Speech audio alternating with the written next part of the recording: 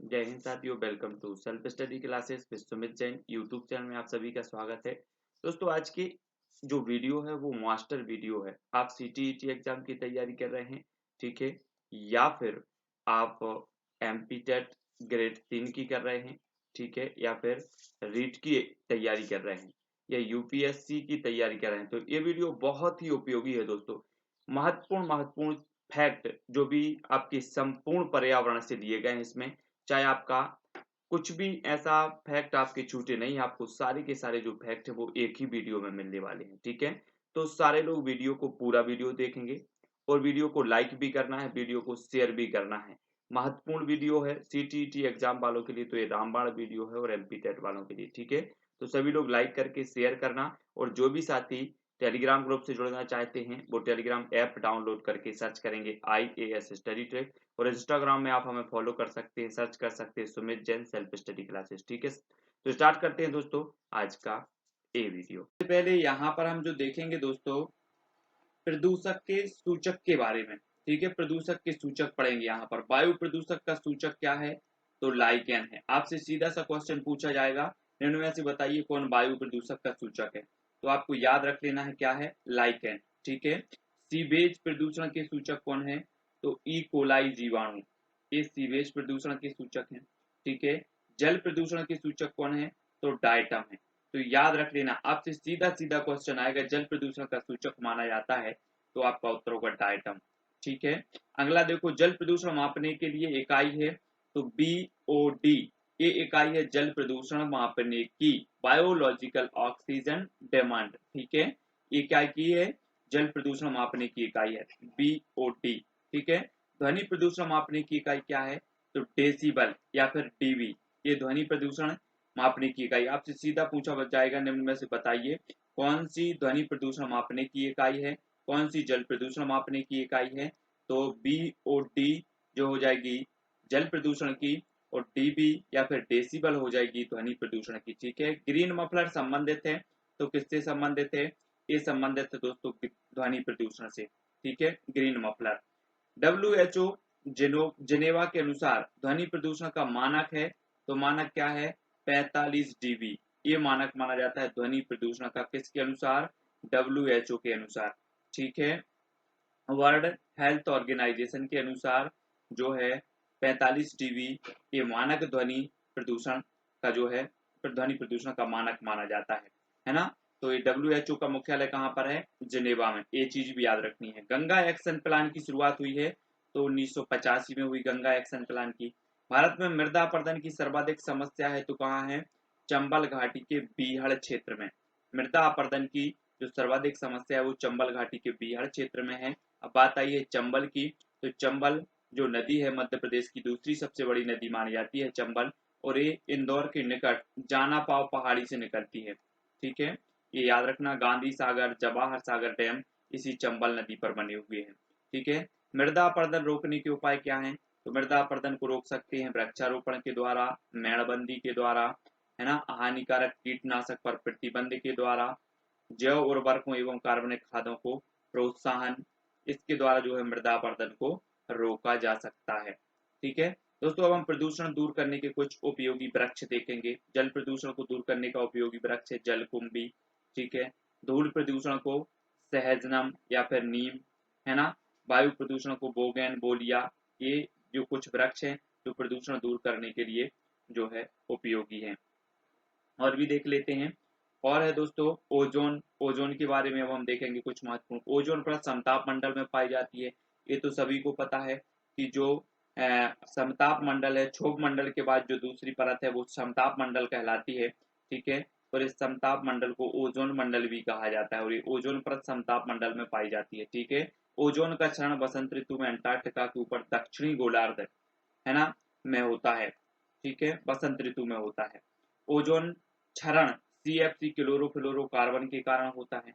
Ozone का क्षरण काय के कारण होता है? CFC के द्वारा होता है ना। ओजोन की जो ऊंचाई है वो 32 से 60 किलोमीटर है, ठीक है। ओजोन परत सूर्य से आने वाली हानिकारक जो पराबैंगनी किरणें हैं उनको क्या करती है? अवशोषित करती है। तो ये ओजोन परत के बारे में हो गया। और भी देखेंगे कुछ महत्वपूर्ण, ज्वालामुखी के बारे में देखो। सक्रिय ज्वालामुखी जो है एटना है, स्ट्रोम्बोली है, स्ट्रोम्बोली और एटना इटली में है दोनों, ठीक है। कोटोपैक्सी, ये एंडीज पर्वत और इक्वाडोर, ठीक है। बैरन भारत में है, बैरन एकमात्र भारत की सक्रिय ज्वालामुखी है, बैरन अंडमान द्वीप में, ठीक है। ये सक्रिय ज्वालामुखी है भारत की ज्वालामुखी में। सुसुप्त प्रसुप्त ज्वालामुखी फ्यूजियामा, ये कहाँ पर है, तो ये है जापान, जापान में है। क्राकताओ इंडोनेशिया, क्राकताओ कहाँ पर है, इंडोनेशिया, ठीक है। और देखो मृत ज्वालामुखी किलीमंजारो तंजानिया में, पोपा जो है ये कहाँ पर है, म्यांमार में है, मृत ज्वालामुखी है किलीमंजारो। दक्षिण एशिया का एकमात्र सक्रिय ज्वालामुखी है बैरन, जो कि कहाँ पर है, अंडमान द्वीप में है, ठीक है। ये चीज भी आपको यहाँ पर याद रखनी है। और देखो आपदा के कुछ प्रकार देखते हैं। आपदा दो प्रकार की होती हैं दोस्तों, एक तो प्राकृतिक जनित होती हैं और एक होती है मानव जनित आपदाएं। देखो भूकंप, बाढ़, सूखा, चक्रवात, बादल का फटना, भूस्खलन, सुनामी, ये क्या है, प्राकृतिक जनित है। आपसे निम्न में से बताया पूछा जाएगा, निम्न में से बताइए कौन सी प्राकृतिक जनित जो है आपदा है, तो भूकंप, बाढ़, सूखा, चक्रवात, बादल का फटना, भूस्खलन और सुनामी, ये प्राकृतिक आपदाएं हैं, है ना। और ये जो है वो मानव जनित आपदाएं हैं, रासायनिक दुर्घटना, परमाणु दुर्घटना, महामारी, जनसंख्या विस्फोट, वनाग्नि, शॉर्ट सर्किट से लगी आग, ये क्या है, मानव जनित जो है आपदाएं होती हैं। तो आपको सीधा सही क्वेश्चन भी आ सकता है कि आपदा कितनी प्रकार की होती हैं, तब आपका राइट आंसर होगा दो, ठीक है। कितने प्राकृतिक जनक हैं और मानव जनित हैं। निम्न में से बताइए कौन सी मानव जनित आपदा है, तो ये सारी मानव जनित आपदाएं हैं। निम्न में से बताइए कौन सी प्रकृति जनक आपदा है, तो ये प्रकृति जनक आपदा है। तो इनके लिए सभी के लिए हमें तैयार रहना है ना। तो अब यहाँ पर हम देखें कि सिल्वी कल्चर यहाँ पर दिया है, वन संवर्धन के लिए जाना जाता है सिल्वी कल्चर, ठीक है। और ओलिवी कल्चर भी है, व्यापारिक स्तर पर जैतून की खेती। फिलहाल हम एशिया महाद्वीप को पढ़ेंगे। एशिया महाद्वीप में विश्व का सबसे बड़ा महाद्वीप कौन सा है, आपसे पूछा जाएगा तो कौन सा है, एशिया महाद्वीप। विश्व की सबसे ऊंची चोटी कौन सी है, माउंट एवरेस्ट है, ठीक है। ये 8,848 भी मिलता है, 8,850 मीटर भी इसकी जो है कहीं कहीं ऊंचाई मिलती है। इसे नेपाल में सागर माथा कहा जाता है, ठीक है। और ये नेपाल में स्थित है माउंट एवरेस्ट, इसे सागर माथा कहा जाता है। एशिया को अफ्रीका से अलग करता है तो लाल सागर और स्वेज नहर, लाल सागर और स्वेज नहर अलग करता है, ठीक है, एशिया को अफ्रीका से। एशिया को उत्तरी अमेरिका से अलग करती है तो बेरिंग जल संधि करती है। विश्व का सबसे बड़ा जो है प्रायद्वीप है तो वो अरब प्रायद्वीप है। माउंट एवरेस्ट पर्वतमाला जिसे नेपाल में जाना जाता है तो सागर माथा के नाम से जाना जाता है। विश्व का सबसे ऊंचा पठार है तो पामीर का पठार है। एशिया की सबसे लंबी नदी कौन सी है, तो यांगसी जो नदी है वो एशिया की सबसे लंबी नदी है। विश्व की सबसे लंबी नदी कौन सी है, नील नदी, ठीक है, विश्व की सबसे लंबी नदी। और एशिया की यांगसी है, ठीक है। विश्व में सर्वाधिक वर्षा होती है तो मौसम राम में होती है, ठीक है। लाल सागर एवं भूमध्य सागर को जोड़ती है तो स्वेज नहर जोड़ती है लाल सागर और भूमध्य सागर को। आर्कटिक एवं प्रशांत महासागर को बेरिंग जलडमरू मध्य जोड़ता है, ठीक है। और अंतरराष्ट्रीय तिथि रेखा के समानांतर है तो बेरिंग जल संधि, ठीक है। ये सभी को याद रखनी है। और भी देख लेते हैं। तो हम बात करेंगे भूकंप की। तो भूकंप का अध्ययन क्या कहलाता है, सीस्मोलॉजी कहलाता है, ठीक है। भूकंप मापी यंत्र सीस्मोग्राफ है, ठीक है, सीस्मोग्राफ। ये भूकंप मापी यंत्र, इसकी खोज जॉन मिलने ने 1880 में की थी, ठीक है। भूकंप लेखी भी से कहा जाता है सीस्मोग्राफ भी, ठीक है। सर्वाधिक भूकंप वाला देश है तो कौन सा है, जापान में सर्वाधिक भूकंप आता है। भूकंप मापन की जो इकाई है वो रिएक्टर स्केल है, ठीक है। समुद्र में उठने वाली भूकंपीय लहरें क्या कहलाती हैं, सुनामी कहलाती हैं। भारत में सर्वाधिक भूकंप क्षेत्र हिमालय पर्वत और गुजरात है, ये सर्वाधिक भूकंपीय क्षेत्र माने जाते हैं। सुनामी शब्द है ये जापानी भाषा का शब्द है, ये भी पूछा जाता है कई बार, सुनामी जो है किस भाषा का शब्द है, ये जापानी भाषा का शब्द है, ठीक है। रिएक्टर मापक पर अंकित अंक है 0 से 9 तक, ये रिएक्टर मापक पर अंकित अंक है। तो भूकंप से संबंधित कुछ महत्वपूर्ण प्रश्न जो आपकी परीक्षा में आते हैं वो यहाँ पर जान लिए। अब हम चक्रवात व इनके स्थानीय नाम देखेंगे। देखो चक्रवात और स्थानीय नाम, देखो टाइफून, जो चक्रवात को कहा जाता है टाइफून, चीन में चक्रवात आए तो उसे टाइफून, फिलीपींस में आए तो टाइफून, जापान में आए तो टाइफून कहा जाएगा, ठीक है। संयुक्त राज्य अमेरिका में इसे हरिकेन के नाम से जाना जाता है। भारत बांग्लादेश में चक्रवात के नाम से जाना जाता है, ठीक है। कैरिबियन सागर और अमेरिकी क्षेत्र में टॉर्नेडो कहा जाता है इसे। ऑस्ट्रेलिया में बिली कहा जाता है। तो ये चक्रवात हैं और उनके स्थानीय नाम भी है, ठीक है, तो याद रख लेना है। तो टाइफून कहाँ आता है आपको अगर पूछा जाएगा तो ये चीन में आता है, फिलीपींस में और जापान में। इस प्रकार से आपको याद रखना है, ठीक है। और देखेंगे प्रमुख फसलों के नाम। देखो प्रमुख फसलों में देखो रबी की फसलें, इनकी जो बुआई होती है वो अक्टूबर नवंबर में होती है और कटाई होती है मार्च अप्रैल में। ये चीज याद रखनी है। आपसे सीधा सा क्वेश्चन पूछा जाता है, रबी फसल की बुआई कब होती है, तो अक्टूबर नवंबर में होती है। इसकी कटाई कब होती है, तो मार्च अप्रैल में होती है, ठीक है। गेहूं, जौ, चना, मटर, सरसों, अलसी, मसूर, आलू, बरसीम आदि, ठीक है। तो ये क्या है, गेहूं की फसल है। मैंने एक वीडियो में आपको जो है गेहूं की फसल, उसमें जो प्रश्न था वो ही मैंने गलत पढ़ा था कि निम्न में से बताइए कौन सी रबी की खरीफ की फसल नहीं है। इस प्रकार से क्वेश्चन था और मैंने उसको पढ़ दिया था खरीफ की फसल है, तो उसमें गेहूं उत्तर था फिलहाल, ठीक है। तो यहाँ पर खरीफ की फसल नहीं है तो गेहूं उसमें सही था, ठीक है। लेकिन रबी की जो फसलें हैं अच्छे से याद कर लें आप। गेहूं, जौ, चना, मटर, सरसों, अलसी, मसूर, आलू और बरसीम, ये आपको, ये खरीफ की फसलें हैं, ये रबी की फसलें हैं, ठीक है। खरीफ की फसलें देखो, खरीफ की जो फसल की बुआई होती है जून जुलाई में होती है। कटाई जो होती है वो अक्टूबर नवंबर में होती है, ठीक है। चावल, ज्वार, बाजरा, मक्का, तिल, मूंगफली, कपास, रागी, अरहर, सोयाबीन, ये सभी खरीफ की फसलें हैं, ठीक है। जायद की फसलें देखो, ये मार्च से जुलाई में जो है बोई और काटी जाती हैं।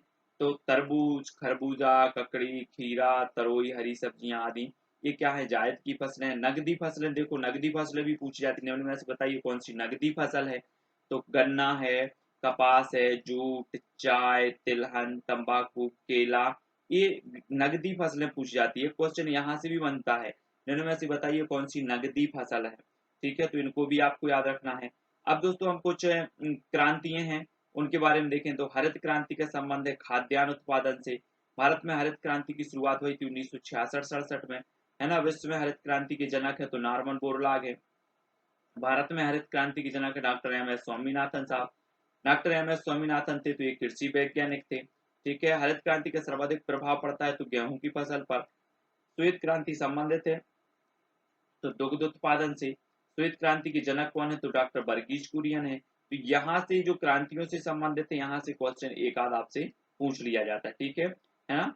तो अब कुछ क्रांतियां हैं यहाँ पर, हरित क्रांतियां खाद्यान्न उत्पादन से, श्वेत क्रांति दुग्ध उत्पादन से, पीली क्रांति तिलहन उत्पादन से, ठीक है। नीली क्रांति मत्स्य उत्पादन से, गुलाबी क्रांति झींगा उत्पादन से, लाल क्रांति मांस टमाटर उत्पादन से, गोल क्रांति आलू उत्पादन से, भूरी क्रांति उर्वरक उत्पादन से, स्वर्ण क्रांति फल बागवानी में वृद्धि से। तो ये कुछ क्रांतियां पूछ ली जाती है आपसे। सामान्य सा क्वेश्चन आएगा कि लाल क्रांति संबंधित है तो मांस या फिर टमाटर उत्पादन से संबंधित होती है लाल क्रांति। गोल क्रांति आलू से उत्पादन से संबंधित होती है। तो यहाँ से आपको जैसे एमपी टेट 2011 में पूछा गया क्वेश्चन है कि नीली क्रांति संबंधित है तो मत्स्य उत्पादन से। तो यहाँ से आपका क्वेश्चन निश्चित ही बनेगा, ठीक है। और भी देख लेते हैं जो महत्वपूर्ण है। जल प्रदूषक में ऑक्सीजन की जो मापक है वो बीओडी हमने पढ़ लिया, बायोलॉजिकल ऑक्सीजन डिमांड, ठीक है। अम्ल वर्षा का पीएच मान कितना होता है, 5.6 या 6.5, है ना, ये होता है, ठीक है। वह परिघटना जिसके अंतर्गत कुछ विशेष प्रदूषक जैसे डीडीटी आहार श्रृंखला के साथ सांद्रता में बढ़ते हुए ऊतकों में जमा हो जाते हैं, है ना, जैविक आवर्धन कहलाते, क्या कहलाते हैं, जैविक आवर्धन। जैविक आवर्धन का सबसे अच्छा उदाहरण क्या है, डीडीटी, ठीक है। मलेरिया से बचाव के लिए जलाशयों में छिड़काव किया जाता है तो वो किया जाता है डीडीटी का, याद रख लेना है आपको। मलेरिया से बचाव के लिए जलाशयों में कौन सा छिड़काव किया जाता है, तो डीडीटी का छिड़काव किया जाता है, सभी लोग याद रखेंगे, ठीक है। प्लास्टिक बैग पर प्रतिबंध लगाने वाला भारत का पहला राज्य कौन सा है, तो वो हिमाचल प्रदेश है, ठीक है। जैविक खेती अपनाने वाला भारत का पहला राज्य कौन सा है, तो सिक्किम है जैविक खेती अपनाने वाला। प्रदूषण को कम करने के लिए ऑड इवन का नियम लागू करने वाला भारत का पहला राज्य कौन सा है, तो ऑड इवन का नियम लागू करने वाला नई दिल्ली है भारत का प्रथम राज्य, ठीक है। पूरी तरह से प्लास्टिक कचरे से मुक्त शहर कौन है, कन्नूर, केरल का कन्नूर है। ठीक है, भारत का सबसे स्वच्छ जो शहर है वो कौन सा है? इंदौर। स्वच्छता सर्वेक्षण 2018 के साथ लोगों को जोड़ने के लिए प्रसून जोशी द्वारा लिखे गए गीत स्वच्छता की ज्योति जगी है ना, ये किसके द्वारा लिखा गया? प्रसून जोशी के द्वारा लिखा गया 2018 में। विवाह समारोह से होने वाले पर्यावरण नुकसान से बचने के लिए ग्रीन प्रोटोकॉल लागू करने वाला राज्य कौन सा है? तो ये केरल है। सौर ऊर्जा से संचालित देश का पहला railway station Guwahati railway station था। दुनिया का पहला सौर ऊर्जा संचालित हवाई अड्डा कोचीन। ठीक है, ये दुनिया का पहला सौर ऊर्जा से संचालित हवाई अड्डा कोचीन। और भी देखें, प्रदूषण दूर करने के कुछ उपयोगी वृक्ष हैं यहाँ पर। जल प्रदूषण को जलकुंभी, धूल प्रदूषण को सहजनम सहजन या नीम है ना, वायु प्रदूषण बोगेन बोरिया है, ध्वनि प्रदूषण के लिए सीता या फिर अशोक वृक्ष है। सूर्य से आने वाली हानिकारक पराबैंगनी किरणों को रोकता है, तो कौन रोकता है? ओजोन परत रोकती है। ठीक है, सूर्य से आने वाली हानिकारक पराबैंगनी किरणों को। ओजोन क्षरण के लिए सर्वाधिक उत्तरदायी गैस कौन सी है? तो क्लोरोफ्लोरोकार्बन है, CFC, सभी को पता है। ओजोन परत की मोटाई नापने की इकाई क्या है? तो डॉप्सन यूनिट है। ओजोन संरक्षण को रोकने के लिए मॉन्ट्रियल प्रोटोकॉल समझौता हुआ था, तो ये 16 सितंबर 1987 को हुआ था, मॉन्ट्रियल प्रोटोकॉल। ठीक है, ये किस लिए हुआ था? ओजोन संरक्षण के लिए हुआ था। ठीक है, ओजोन संरक्षण दिवस मनाया जाता है तो 16 सितंबर को मनाया जाता है। ओजोन परत की सर्वाधिक मोटाई ग्रीष्म ऋतु में जो है श्रीनगर में होती है, भारत में। ठीक है, ओजोन परत की न्यूनतम मोटाई होती वर्षा ऋतु में त्रिवेंद्रम में, ये चीज भी याद रखनी है। एशिया महाद्वीप में कुछ हमने पढ़ भी लिया है कि विश्व का सबसे बड़ा महाद्वीप है एशिया, विश्व की सबसे ऊंची चोटी माउंट एवरेस्ट एशिया में अफ्रीका से अलग करता है तो लाल सागर और स्वेज नहर। ठीक है, एशिया को उत्तरी अमेरिका से अलग करती है तो बेरिंग जल संधि है। विश्व का सबसे बड़ा प्रायद्वीप अरब सागर अरब प्रायद्वीप है। माउंट एवरेस्ट पर्वतमाला जिसे नेपाल में सागर माथा के नाम से जाना जाता है, विश्व का सबसे ऊंचा पठार पामीर का पठार है। एशिया की सबसे लंबी नदी यांगसी है, विश्व में सर्वाधिक वर्षा होती है तो मौसम राम। ठीक है, लाल सागर एवं भूमध्य सागर को जोड़ती है तो स्वेज नहर जोड़ती है। आर्कटिक एवं प्रशांत महासागर को जोड़ती है तो बेरिंग जल डमरू मध्य अंतरराष्ट्रीय तिथि रेखा समानांतर है तो बेरिंग जल संधि। तो यहाँ पर दोस्त, ठीक है, भारत का राष्ट्रीय वृक्ष आप सभी को पता है कि बरगद है। राष्ट्रीय पुष्प जो है वो कौन सा है? कमल है। राष्ट्रीय फल जो है वो कौन सा है? आम है। ठीक है, भारत की राष्ट्रीय नदी कौन सी है? तो गंगा है। भारत का राष्ट्रीय जलीय जीव गंगा डॉल्फिन है और भारत का राष्ट्रीय गान जनगण मन है। ठीक है, तो ये कॉमन है, ये तो आप सभी को पता है। इसके बाद राष्ट्रीय गीत वंदे मातरम है। ठीक है, शक संवत पर आधारित ग्रेगरियन कैलेंडर हमारा राष्ट्रीय पंचांग है। ठीक है, अब हमें देखना है प्रमुख ब्रांड एम्बेसडर और प्रमुख अभियान। ठीक है, जैसे गो सेवा आयोग उत्तर प्रदेश, इसकी जो ब्रांड एम्बेसडर हैं वो कौन है? हेमा मालिनी। सड़क सुरक्षा अभियान और स्वच्छ भारत अभियान, इसके जो ब्रांड एम्बेसडर हैं वो कौन है? अक्षय कुमार हैं, सड़क सुरक्षा अभियान और स्वच्छ भारत अभियान के।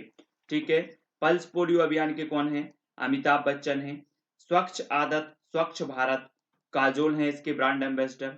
ठीक है, भारत के लिए संयुक्त राष्ट्र पर्यावरण सद्भावना दूत दिया मिर्जा हैं। स्वच्छ भारत अभियान के जो है वो कौन है? अमिताभ बच्चन हैं। ठीक है, ये स्वच्छ भारत मिशन है, स्वच्छ भारत मिशन के अक्षय कुमार और स्वच्छ भारत अभियान के अमिताभ बच्चन। यहां से आप कंफ्यूज नहीं होना, अभियान के हैं अमिताभ बच्चन और मिशन के हैं अक्षय कुमार। ठीक है, भारतीय वन्य जीव ट्रस्ट वाइल्ड लाइफ ट्रस्ट की जो दिया मिर्जा। ठीक है, यूनिसेफ की प्रियंका चोपड़ा। हेपेटाइटिस बी उन्मूलन जो है अमिताभ बच्चन है इसकी ब्रांड एम्बेसडर। बेटी बचाओ बेटी पढ़ाओ अभियान और माँ अभियान की जो ब्रांड एम्बेसडर है वो कौन है? माधुरी दीक्षित हैं, बेटी बचाओ बेटी पढ़ाओ और माँ अभियान की। ठीक है, दरवाजा बंद अभियान के अमिताभ बच्चन और अनुष्का शर्मा। तो ये कुछ अभियान है दोस्तों जिनकी ब्रांड एम्बेसडर आपसे पूछी जाएंगी, पर्यावरण से संबंधित हैं कुछ अभियान। ठीक है, इनको याद रख लेना है। कुछ अभियान है जिनको आपको याद रखना है। सर्व शिक्षा अभियान, ये 2001 में प्रारंभ हुआ। ठीक है, निःशुल्क एवं अनिवार्य शिक्षा अधिकार अधिनियम ये कब से लागू हुआ? 2019 से ये पारित हुआ और 2010 से ये लागू हो गया। ठीक है, याद रख लेना है। राष्ट्रीय साक्षरता मिशन 1988, मिड डे मील 15 अगस्त 1995, ठीक है। राष्ट्रीय शिक्षा नीति 1986 और ऑपरेशन ब्लैक बोर्ड योजना ये 1987-88 में प्रारंभ की गई। तो ठीक है, इनको याद रख लेना है, जैसे राष्ट्रीय साक्षरता मिशन है, ठीक है, सर्व शिक्षा अभियान है, ये सारे के सारे जो मिशन है इनको आपको याद रखना है। और भी देख लेते हैं, प्रमुख स्वैच्छिक पर्यावरण एवं मानवाधिकार संगठन का मुख्यालय, देखो एमनेस्टी इंटरनेशनल, इसका मुख्यालय कहाँ पर है? इसका मुख्यालय लंदन में, ठीक है। सीधा क्वेश्चन आता है, यहाँ से कोई समझने का बिल्कुल भी वो नहीं है। एमनेस्टी इंटरनेशनल का मुख्यालय कहाँ पर है? तो ये लंदन में है। ग्रीन पीस इंटरनेशनल का मुख्यालय कहाँ है? एम्स्टर्डम नीदरलैंड में है, ठीक है। रेड क्रॉस का मुख्यालय कहाँ पर है? तो ये जिनेवा में है। विश्व स्वास्थ्य संगठन का मुख्यालय कहाँ है? ये भी जिनेवा में है, ठीक है। WWF का मुख्यालय कहाँ है? तो ग्लैंड स्विट्जरलैंड में है, ठीक है। और ह्यूमन राइट्स वॉच का जो मुख्यालय है वो कहाँ पर है? न्यूयॉर्क में है। तो ये पर्यावरण से संबंधित कुछ महत्वपूर्ण संगठन के मुख्यालय थे जो हमने यहाँ पर पढ़े हैं, इनको आपको याद रख लेना है, ठीक है। चाहे वो एमनेस्टी इंटरनेशनल हो, चाहे रेड क्रॉस हो, चाहे WHO, ठीक, सभी के मुख्यालय जो है कहीं से न कहीं से एक क्वेश्चन पूछ लिया जाता है यहाँ से। कुछ मरुस्थल है दोस्तों कि भारत का सबसे ठंडा मरुस्थल कौन सा है, आपसे पूछा जाएगा सीधा सीधा क्वेश्चन कि भारत का सबसे ठंडा मरुस्थल कौन सा है, तब आपका उत्तर होगा लद्दाख, भारत, ठीक है। भारत का सबसे बड़ा मरुस्थल कौन सा है? तो थार मरुस्थल, भारत। विश्व का सबसे बड़ा मरुस्थल कौन सा है? तो सहारा मरुस्थल, अफ्रीका महाद्वीप में, ठीक है। विश्व का सबसे गर्म मरुस्थल कौन सा है? तो आटाकामा, चिली, पेरू, ये विश्व का सबसे गर्म मरुस्थल है ना। विश्व का सबसे ठंडा मरुस्थल है गोबी का मरुस्थल, चीन मंगोलिया, चीन और मंगोलिया में है ये, विश्व का सबसे ठंडा है, ठीक है। विश्व का सबसे अधिक जनसंख्या घनत्व वाला मरुस्थल कौन सा है? तो अधिक जनसंख्या घनत्व वाला मरुस्थल है थार मरुस्थल, जो कि भारत में है, और भारत का तो सबसे बड़ा मरुस्थल है ही थार। तो इनको आपको याद रख लेना, ये मरुस्थल आपसे पूछे जा सकते हैं, ठीक है। और भी देख लेते हैं, भारत की सबसे बड़ी जो झील है वो कौन सी है? तो वो झील है चिल्का झील, ठीक है, उड़ीसा में है। विश्व की सबसे बड़ी मीठे पानी की जो झील है वो सुपीरियर झील है। विश्व की सबसे गहरी झील बेकाल झील रूस में है, ठीक है। भारत की सबसे मीठी पानी की, सबसे बड़ी मीठे पानी की जो झील है वो बुलर झील जम्मू कश्मीर में है। विश्व की सबसे बड़ी खारे पानी की झील है वो कैस्पियन सागर झील है। भारत में खारे पानी की सबसे बड़ी झील है सांबर झील, राजस्थान, ठीक है। भारतीय नौसेना प्रशिक्षण केंद्र झील कौन सी है? तो ये चिल्का झील है, उड़ीसा। भारत की सबसे बड़ी कृत्रिम झील गोविंद बल्लभ पंत सागर झील है।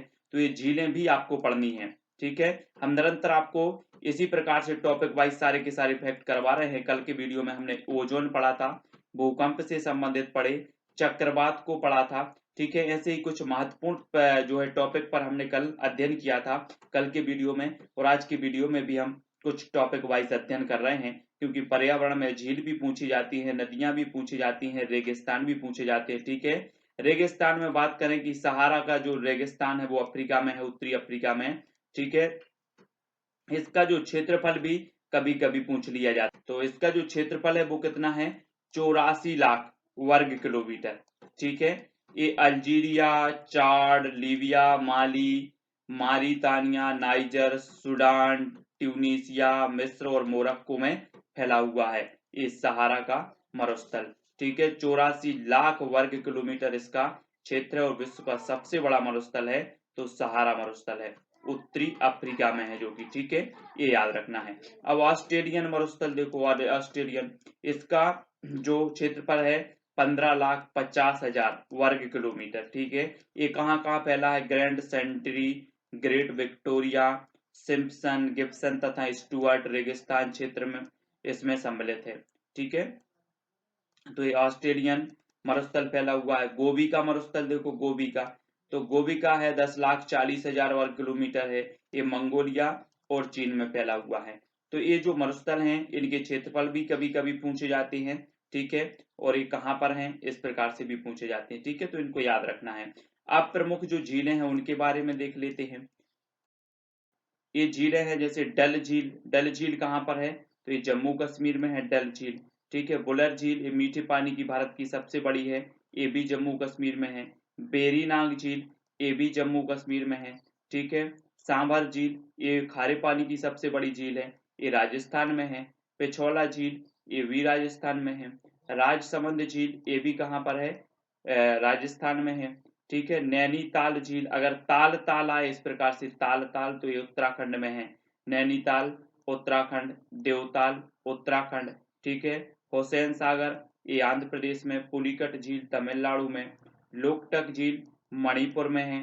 ठीक है, इस झील में एक कैम्बलम झाओ तैरता हुआ उद्यान भी है, एकमात्र तैरता हुआ उद्यान। तो ये मणिपुर में है लोकटक झील। चिल्का झील ये उड़ीसा में है। ठीक है, ये लैगून झील मानी जाती है, तटीय झील चिल्का झील। लोनार झील है महाराष्ट्र में, लोनार झील कहाँ पर है, महाराष्ट्र में। पेरियार झील केरल में है और अष्टमुदी झील भी केरल में है। अब यहाँ से दोस्तों आपका सीधा क्वेश्चन बनेगा, आपसे पूछा जाएगा पेरियार झील कहाँ पर है, तो आपका उत्तर क्या होगा, केरल में है। कहाँ पर है, केरल में। लोकटक झील कहाँ पर है, तो आपका सीधा सा उत्तर होगा मणिपुर में। हुसैन सागर झील कहाँ पर है, तो ये आंध्र प्रदेश में। ठीक है, पिछोला झील कहाँ है, राजस्थान में। बुलर झील कहाँ है, तो जम्मू कश्मीर में। तो ये झीलों से संबंधित आपको याद करना है। अगला देखें, फसल में लगने वाले कुछ रोग देख लेते हैं। कल हमने फसलों के बारे में रबी की फसल, खरीफ की, जायद की और नगदी फसलों के बारे में देखा था, कौन सी नगदी होती हैं, है ना। अब यहाँ पर कुछ रोग दिए हैं, जैसे गेहूं में लगने वाले रोग देखो, गेरुई। ठीक है, अनावृत, कंडुआ और सेहू। आपसे सीधा सा क्वेश्चन पूछा जाएगा कि गेरुई निम्न में से बताइए, गेरुई किस फसल में लगने वाला रोग है। तब आपका पता होनी चाहिए कि गेहूं में लगने वाला है, अनावृत, कंडुआ भी है और सेहू भी है। ठीक है, तो याद रखना है। धान में लगने वाला खैरा, ये तो कई बार पूछा गया है दोस्तों। निम्न में से बताइए कि खैरा रोग किस फसल में लगता है, इस प्रकार से क्वेश्चन पूछा गया है। खैरा, तो खैरा धान में है ना। शीत झुलसा ये भी धान में। ठीक है, पत्तियों पर भूरा धब्बा लगना ये भी धान में, ये धान के रोग हैं। गन्ना की रेड रॉट ये क्या है, ये गन्ना में लगता है। अगर किसी को आप गन्ना मार दो सिर में तो क्या हो जाएगा, रेड रेड निकलने लगेगा, तो रेड रॉट ये गन्ना में लगने वाला रोग है। पीला चित्रवर्ण रोग है तो सोयाबीन में। ठीक है, सोयाबीन का आपने तेल देखा होगा, पीला पीला रहता, तो पीला चित्रवर्ण रोग है, तो ये सोयाबीन में लगता है। मूंगफली में टिक्का, कौन लगते हैं, टिक्का। ठीक है, तो ये टिक्का आप याद रख लेना, मूंगफली में लगने वाला रोग है। तो ये रोग भी पूछ लिए जाते हैं पर्यावरण में, तो ये याद रखना है। पश्मीना ये कुछ ऊन की प्रजाति, पश्मीना ऊन की प्राप्ति होती कहाँ से, बकरी, जम्मू कश्मीर में। ठीक है, बकरी से। अंगोरा ऊन की प्राप्ति होती खरगोश से। रेशम ऊन का सर्वाधिक उत्पादक जो राज्य वो कौन सा है, कर्नाटक है।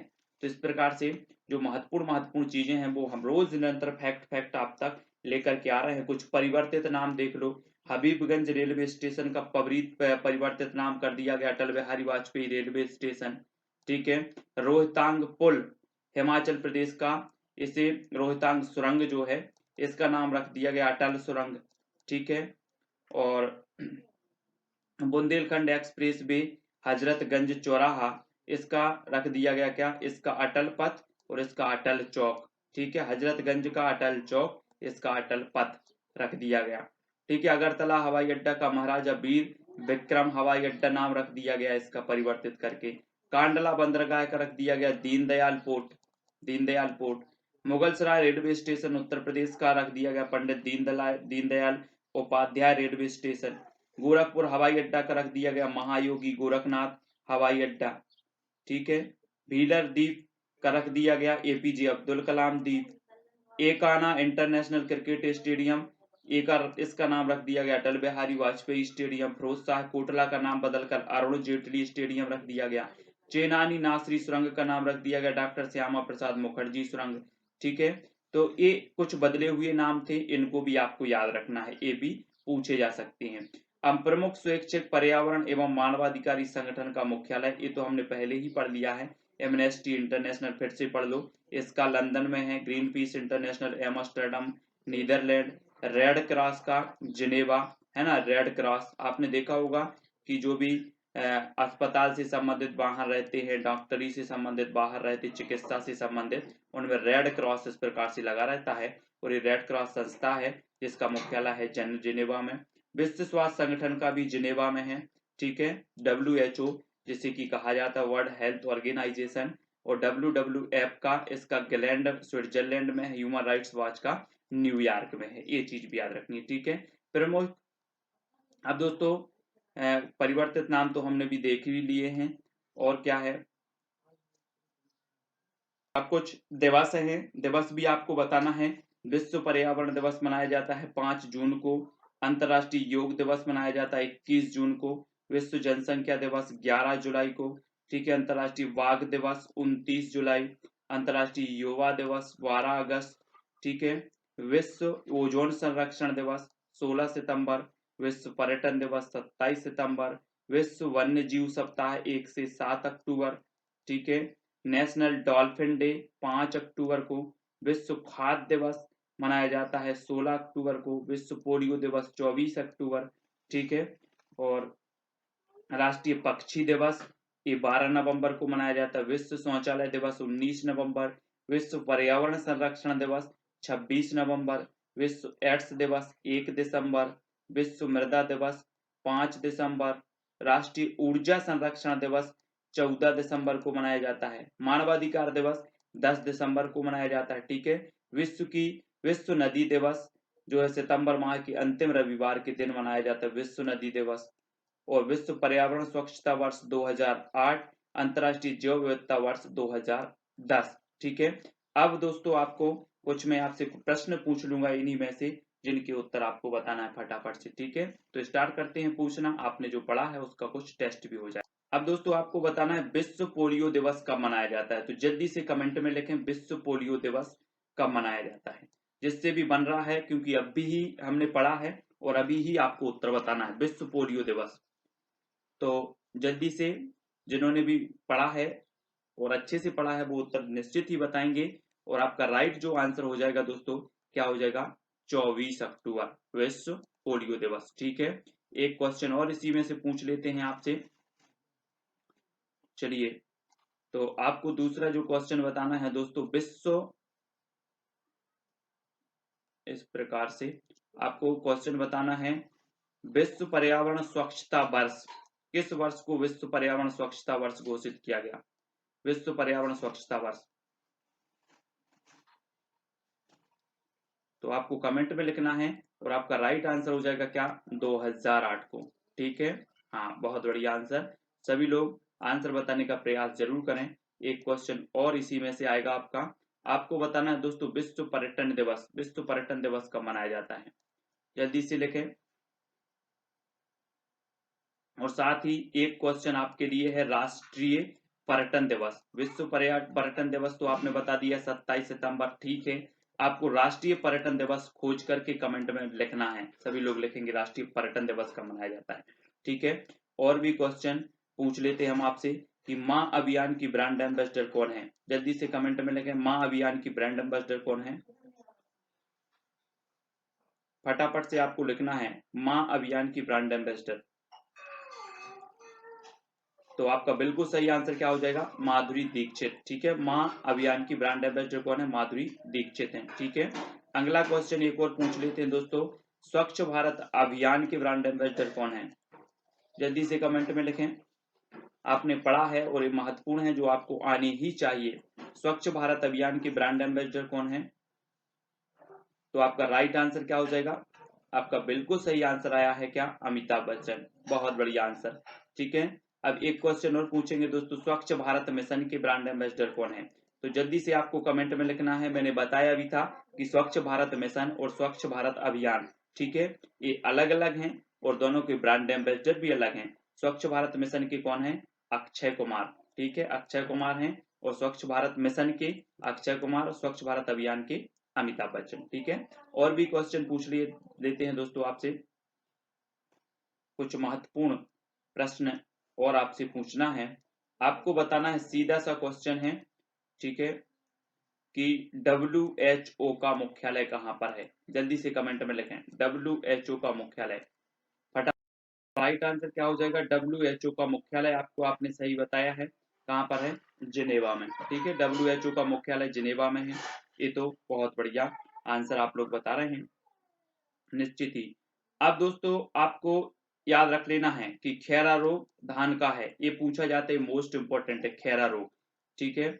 और भी आपको बताना है, आप बताएंगे कि भारत की सबसे बड़ी जो खारे पानी की झील है वो कौन सी है, जल्दी से बताएं कमेंट में। भारत की सबसे बड़ी खारे पानी की झील कौन सी है, मोस्ट इंपॉर्टेंट है, जल्दी जल्दी से कमेंट में लिखें फटाफट से। तो आपने बिल्कुल सही बताया है, सांभर झील, ठीक है, बिल्कुल राइट आंसर, बहुत बढ़िया। तो इससे पहले दोस्तों कुछ प्रश्नों के बारे में यहाँ पर चर्चा करेंगे। पारिस्थितिक तंत्र का आतंकवादी जो वृक्ष है वो है यूकेलिप्टस। कौन सा है, यूकेलिप्टस, ठीक है। किसानों का मित्र किसे कहा जाता है, तो केंचुआ, या फिर है ना, इसे केंचुआ को कहा जाता है, किसानों का मित्र केंचुआ को कहा जाता है, ठीक है। जलीय चक्र को नियंत्रित करते हैं तो करते हैं वन, जलीय चक्र को नियंत्रित करने वाले हैं तो वन है। खाद्य श्रृंखला का क्रम उत्पादक, उपभोक्ता और अपघटक, ये खाद्य श्रृंखला का क्रम है, ठीक है।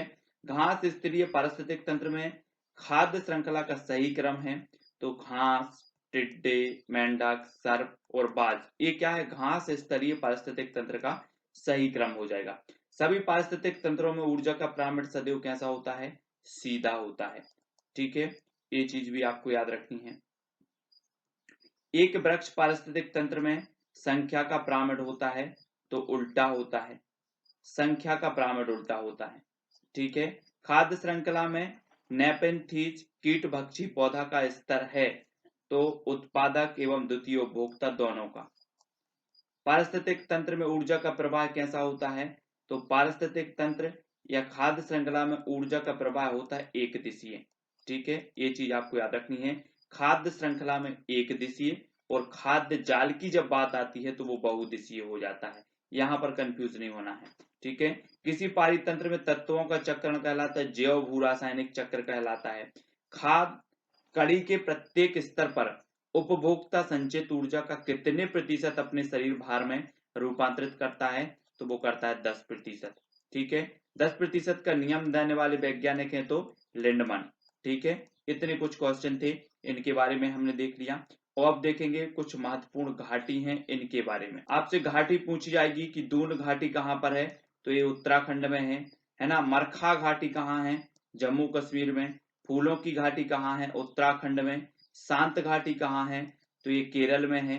लाहौल घाटी कहाँ पर है, हिमाचल प्रदेश में। लाहौल घाटी, आपसे सीधा सा क्वेश्चन आएगा, लाहौल घाटी कहाँ पर है, तो हिमाचल प्रदेश। शांत घाटी कहाँ पर है, तो केरल। फूलों की घाटी कहाँ पर है, उत्तराखंड। मरखा घाटी कहाँ पर है, जम्मू कश्मीर। पार्वती घाटी कहाँ पर है, तो हिमाचल प्रदेश। इनको आपको याद रखना है, ठीक है। और भी महत्वपूर्ण अब देखेंगे यहाँ पर वायुमंडल की संरचना को दोस्तों। तो वायुमंडल की ये संरचना है, आप देखें इस प्रकार से कि सबसे निचली जो परत मानी जाती है वो मानी जाती है क्षोभ मंडल। सबसे निचली परत क्या है, क्षोभ मंडल, ठीक है। समस्त वायुमंडलीय जो घटनाएं हैं जैसे आंधी, तूफान, ये सारी की सारी जो घटनाएं होती हैं मौसम संबंधी, ये सारी की सारी घटनाएं कहाँ पर होती हैं, क्षोभ मंडल में होती हैं, ठीक है। ये चीज आपको याद रखना है। यहाँ से दो क्वेश्चन पूछे जाते हैं, मौसम संबंधी घटनाएं किस परत में होती हैं, तो ये क्षोभ सीमा में होती हैं, ठीक है, या क्षोभ मंडल में होती हैं। और सबसे निचला जो मंडल है वो कौन सा है, तो ट्रोपोस्फियर जिसे कहा जाता है क्षोभ मंडल को, ठीक है, इनको याद रखना है। दूसरा है दोस्तों हमारा समताप मंडल, जिसे ओजोन मंडल भी कहा जाता है, ठीक है। ओजोन परत भी इसी में पाई जाती है ना, समताप मंडल में। स्ट्रेटोस्फेयर, स्ट्रेटोस्फेयर इसे कहा जाता है। हवाई जहाज उड़ाने की आदर्श दशा, हवाई जहाज कहाँ पर किस जो है मंडल में उड़ती है, तो ये समताप मंडल में उड़ती है, एक क्वेश्चन। दूसरा क्वेश्चन, ओजोन गैस कहाँ पाई जाती है, तो समताप मंडल में पाई जाती है, ठीक है। समताप मंडल को और क्या नाम दिया गया, तो ओजोन मंडल, ठीक है। ओजोन मंडल का जो है क्या नाम से पुकारा जाता है, स्ट्रेटोस्फियर इसे कहा जाता है, तो याद रख लेना है आपको। फिर इसके ऊपर की जो परत है वो कहलाती है मध्य मंडल, ठीक है, मध्य मंडल, ये चीज आपको याद रखनी है। और वायुमंडल की सबसे ठंडी परत कौन सी है, तब आपका उत्तर होता है मध्य मंडल, ठीक है। अब यहाँ पर मध्य मंडल के बाद आती है दोस्तों वाह मंडल। तो संचार जो रेडियो तरंगें होती हैं वो यहीं से जो है संचालित होती हैं, कहाँ से, वाह मंडल से। तो इस प्रकार से यहाँ से कई प्रकार के क्वेश्चन आपसे बनते हैं और एक क्वेश्चन लास्ट में पूछा जाता है कि वायुमंडल में कितनी परतें हैं, तो क्षोभ मंडल 1, समताप मंडल 2, ठीक है, मध्य मंडल 3 और एक और जो आपकी परत है आयन मंडल है दोस्तों। इसके पास जो अपनी सीमा है वो कौन सी है, आयन मंडल। याद रखेंगे जो रेडियो संचार से संबंधित हैं ये आयन मंडल में होती हैं, आयन मंडल है ये। और सबसे लास्ट का वाहा मंडल है, यहाँ पर एक आयन मंडल जो परत है वो यहाँ पर नहीं दी गई। तो आयन मंडल आपको याद रख लेना है। मध्य मंडल के बाद आती है आयन मंडल और आयन मंडल के बाद आती है वाहा मंडल, ठीक है। तो इसको याद रखेंगे। रेडियो की जो तरंगे हैं वे कहाँ से परावर्तित होती हैं, आयन मंडल से, इसको याद रखेंगे आप, ठीक है। इसको सुधार लेंगे, ठीक है। तो स्टार्ट करेंगे। और भी यूरोप महाद्वीप में देखो किसे प्रायद्वीपों का प्रायद्वीप कहा जाता है, तो वो कहा जाता है यूरोप महाद्वीप को, ठीक है। विश्व का अन्न भंडार या रोटी की डलिया कहा जाता है तो यूक्रेन को। झीलों का देश कहा जाता है फिनलैंड को। यूरोप का खेल का मैदान स्विट्जरलैंड। यूरोप का गर्म कंबल कहा जाता है तो गल्फ स्ट्रीम, ठीक है। इटली की गंगा किसे कहा जाता है, पो नदी को। और किसानों का देश कहा जाता है या समुद्रों की रानी कहा जाता है तो फ्रांस को कहा जाता है। तो ये चीज आपको यहां से याद रखना है, ठीक है। फिर से याद रख लो, प्रायद्वीपों का प्रायद्वीप यूरोप, विश्व का अन्न भंडार रोटी की डलिया यूक्रेन, झीलों का देश फिनलैंड, यूरोप का खेल का मैदान स्विट्जरलैंड, यूरोप का गर्म कंबल गल्फ स्ट्रीम, ठीक है। इटली की गंगा पो नदी और किसानों का देश समुद्रों की रानी फ्रांस, ठीक है। अब देखो यहाँ पर उत्तरी अमेरिका में नई दुनिया कहा जाता है उत्तरी अमेरिका को, नई दुनिया। कौन सी नहर उत्तरी अमेरिका तथा दक्षिणी अमेरिका को जोड़ती है, तो ये पनामा नहर जोड़ती है। रेड इंडियन जनजाति है तो कौन सी है, उत्तरी अमेरिका, रेड इंडियन जनजाति है। चीनी का कटोरा कहा जाता है क्यूबा को, ठीक है। सबसे बड़ा रेलवे जंक्शन कौन सा है, तो शिकागो है। सबसे बड़ा बंदरगाह कौन सा है, तो न्यूयॉर्क है। सबसे बड़ी सोने की खान कौन सी है, तो ओंटेरियो कनाडा में है। तो ये कुछ महत्वपूर्ण और भी जो है प्रश्न थे, और भी देख ले। यहाँ पर कुछ परिवार से संबंधित हैं। बालक की प्रथम पाठशाला होती है तो परिवार। मनुष्य एक सामाजिक प्राणी है, कथन है अरस्तु का। जिस परिवार में माँ बाप और अपने अविवाहित बच्चे रहते हैं वो एकल परिवार है। किस प्रकार के परिवार में दादा दादी चाची बुआ ताऊ ताई बच्चे रहते हैं, तो वो संयुक्त परिवार है। परिवार के सदस्य अधिक आत्मनिर्भर होते हैं तो एकल परिवार में। हिंदू विवाह अधिनियम 1955 के अनुसार लड़कियों और लड़कियों की विवाह की आयु 21 वर्ष और 18 वर्ष है, ठीक है। भारत में बाल विवाह निषेध अधिनियम जो है 2006 में पारित हुआ और 1 नवंबर 2007 से ये लागू हो गया, ठीक है। शारदा एक्ट संबंधित है, बाल विवाह से संबंधित है। समाज की सबसे छोटी इकाई कौन सी है, तो परिवार है। हिंदू उत्तराधिकार अधिनियम कब बना, 1956 में। बालक को समाजीकरण का पहला पाठ प्राप्त होता है तो परिवार से होता है, ठीक है। सती प्रथा के विरुद्ध सर्वप्रथम प्रयास किया राजा राम मोहन राय ने। मनु के मतानुसार सर्वोत्तम विवाह है तो ब्रह्म विवाह है। ये कुछ परिवार से संबंधित आपके प्रश्न थे, और भी देख लेते हैं महत्वपूर्ण प्रश्न। अब यहाँ पर यंत्र दिए हैं, मापक यंत्र और उनके प्रयोग। जैसे बैरोमीटर का प्रयोग किया जाता है वायु दाब में। हाइड्रोमीटर का प्रयोग द्रवों व आपेक्षिक घनत्व में किया जाता है, हाइड्रोमीटर, ठीक है।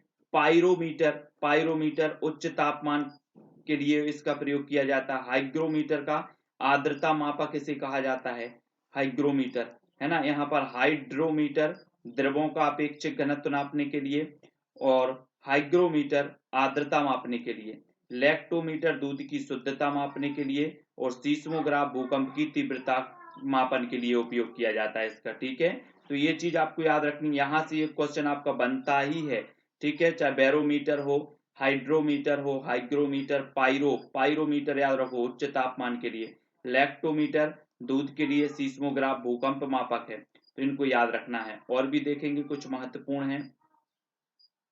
कुछ नृत्य भी आपको याद रखना है दोस्तों, जैसे घूमर ये राजस्थान का नृत्य है। गरबा गुजरात का है। बिहू असम का है। यक्षगान देखो, यक्षगान कर्नाटक का लोक नृत्य है ना नृत्य। छोलिया उत्तराखंड का है। भांगड़ा गिद्दा ये पंजाब के हैं। झूमर फाग हरियाणा के हैं। कोलाटम ये तमिलनाडु का है। नौटंकी उत्तर प्रदेश। लावड़ी तमाशा महाराष्ट्र का है। राउफ ये जम्मू कश्मीर का है, ठीक है। और कुछ त्योहार देखो, गणेश चतुर्थी त्योहार है, कहाँ से, महाराष्ट्र से संबंधित। बैसाखी पंजाब से, गणगौर राजस्थान से है, छठ पूजा संबंधित है कहाँ से, बिहार से संबंधित है। तो आपको याद रख लेना है दोस्तों, यहाँ से भी एक क्वेश्चन पूछ लिया जाता है, चाहे सीटीईटी एग्जाम हो, चाहे आपका रीट या फिर एमपी टेट हो, ठीक है। जैसे रीट में पूछा गया है 2011 में, गणगौर किस राज्य का नृत्य है, तो ये राजस्थान का है, ठीक है। बैसाखी पंजाब, गणेश चतुर्थी महाराष्ट्र, छठ पूजा बिहार से है। अब कुछ और है, प्रमुख खेलों में एक पक्ष के खिलाड़ियों की संख्या है, जैसे बेसबॉल, बेसबॉल में कितने होते हैं, 9 खिलाड़ी होते हैं, ठीक है, याद रख लेना है। और रग्बी फुटबॉल में होते हैं कितने, 15। पोलो में होते हैं 4, पोलो में कितने, 4। वाटर पोलो में 7 खिलाड़ी होते हैं, खो खो में 9 खिलाड़ी होते हैं, कबड्डी में होते हैं 7 खिलाड़ी, हॉकी फुटबॉल और क्रिकेट में होते हैं 11 खिलाड़ी, नेटबॉल में 7 खिलाड़ी होते हैं, वॉलीबॉल में होते हैं 6 खिलाड़ी, टेनिस में होते हैं 1 या 2 खिलाड़ी, और बास्केटबॉल में होते हैं कितने, 5 खिलाड़ी। तो इनको आपको याद रख लेना है, ठीक है। अब हम कुछ पठार पढ़ेंगे, ये पठार अब पूछा भी गया है, देखो एमपी टेट 2011 में पूछा गया था, विश्व का सबसे ऊंचा पठार कौन सा है।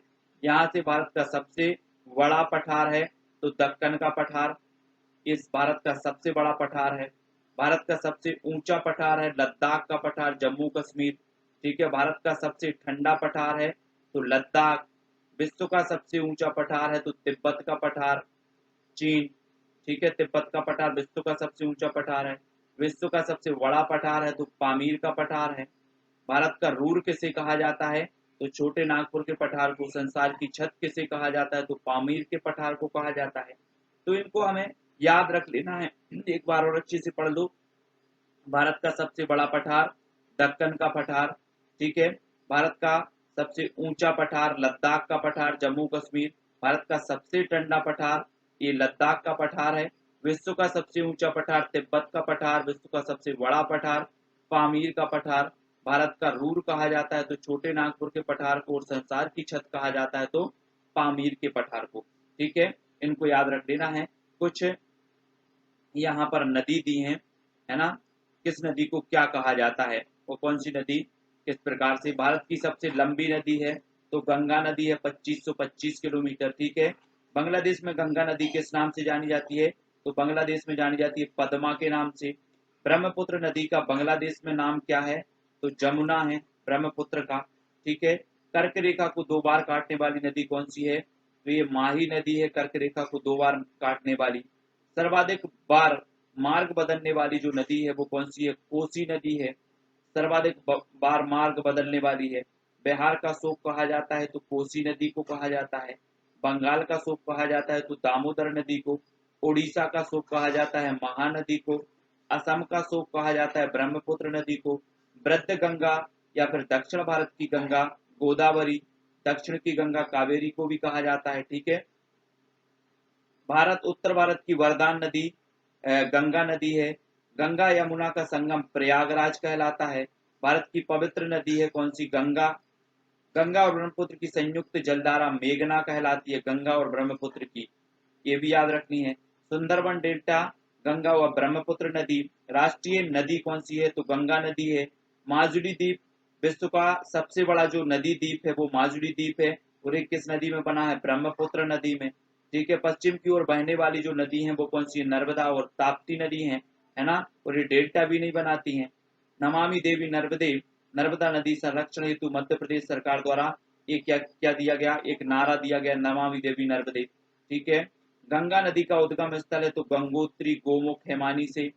विश्व का सबसे बड़ा डेल्टा है तो सुंदरबन का डेल्टा। ब्रह्मपुत्र नदी को तिब्बत में जाना जाता है तो सांगपो के नाम से जाना जाता है, सांगपो। भारत में एकमात्र तैरता राष्ट्रीय उद्यान है तो केबुल लेमजाओ, ये लोकटक झील में है, मणिपुर में, ठीक है। तो यहाँ पर दोस्तों हमने बहुत सारी चीजें पढ़ी। अब आपको फटाफट से कुछ क्वेश्चन के उत्तर बताना है, जल्दी जल्दी से इसी में से आप उत्तर बताएं। तो आपका पहला प्रश्न है दोस्तों, जल्दी से तैयार हो जाएं टेस्ट देने के लिए। फर्स्ट प्रश्न है कि विश्व का सबसे बड़ा डेल्टा कौन सा है, विश्व का सबसे बड़ा डेल्टा बताना है आपको, जल्दी से लिखें कमेंट में। आपको आपने अभी पढ़ा है और आपका टेस्ट भी यहाँ पर होने वाला है, विश्व का सबसे बड़ा डेल्टा कौन सा है। तो आपका राइट आंसर क्या हो जाएगा, सुंदरबन डेल्टा विश्व का सबसे बड़ा डेल्टा है। ठीक है, बहुत बढ़िया आंसर। अगला देखो, अगला आपको बताना है दोस्तों, विश्व का सबसे बड़ा द्वीप माजुली द्वीप किस नदी पर बना हुआ है? जल्दी से कमेंट पे लिखें, उत्तर आपका क्या हो जाएगा। फटाफट से टेस्ट भी यहाँ पर हो जा रहा है कि आपको याद हुआ है, कितना हुआ याद हुआ है। अधिकांश लोगों को तो बहुत सारे प्रश्न याद भी होंगे, तो उत्तर बताना है। इसका उत्तर हो जाएगा ब्रह्मपुत्र। ठीक है, भारत की जो है गंगा और यमुना का संगम क्या कहलाता है? आपको बताना है, जल्दी जल्दी लिखें, गंगा और यमुना का संगम क्या कहलाता है? गंगा और यमुना का संगम, तो आपका राइट आंसर होगा प्रयागराज। क्या कहलाता है? प्रयागराज। ठीक है, याद रखना है आपको। अगला है दोस्तों, असम का शोक किस नदी को कहा जाता है? असम का शोक, फटाफट से कमेंट में लिखें, असम का शोक किस नदी को कहा जाता है? तब आपका बिल्कुल सही आंसर क्या हो जाएगा दोस्तों? ब्रह्मपुत्र। असम का शोक कहा जाता है ब्रह्मपुत्र नदी को। ठीक है, और भी आपको बताना है दोस्तों, आपको बताना है उड़ीसा का शोक किस नदी को कहा जाता है? उड़ीसा का, जल्दी से कमेंट में लिखें। और उस नदी पर बना हुआ है हीराकुंड बांध। ठीक है, मिट्टी का बना हुआ सबसे लंबा बांध है हीराकुंड बांध, और ये उड़ीसा में बना है। और उड़ीसा में किस नदी पर बना है? तो ये बना है महानदी पर, और महानदी को उड़ीसा का शोक कहा जाता है। याद रख लेना है, कई बार पूछे गए क्वेश्चन है। ठीक है, और भी चीज आपसे पूछ लेते हैं दोस्तों। आपको बताना है भारत का रूर किसे कहा जाता है? जल्दी से कमेंट में लिखें, भारत का रूर। भारत का रूर किसे कहा जाता है? तो आपका बिल्कुल सही आंसर क्या हो जाएगा? छोटे नागपुर के पठार को भारत का रूर कहा जाता है। ठीक है, अगला क्वेश्चन और देख लेते हैं। अगला आपको बताना है भारत का सबसे ठंडा पठार कौन सा है? भारत का सबसे ठंडा पठार बताना है कौन सा है। तो कमेंट में आपने लिखा है, क्या लिखा है कमेंट में? कि लद्दाख का जो पठार है ये भारत का सबसे ऊंचा ठंडा पठार है। ठीक है, सबसे ठंडा पठार है, याद रख लेना है। और आपको यहाँ पर बताना है दोस्तों, क्या ये भारत का सबसे ऊंचा पठार कौन सा है? भारत का सबसे ऊंचा बताना है, सबसे ऊंचा।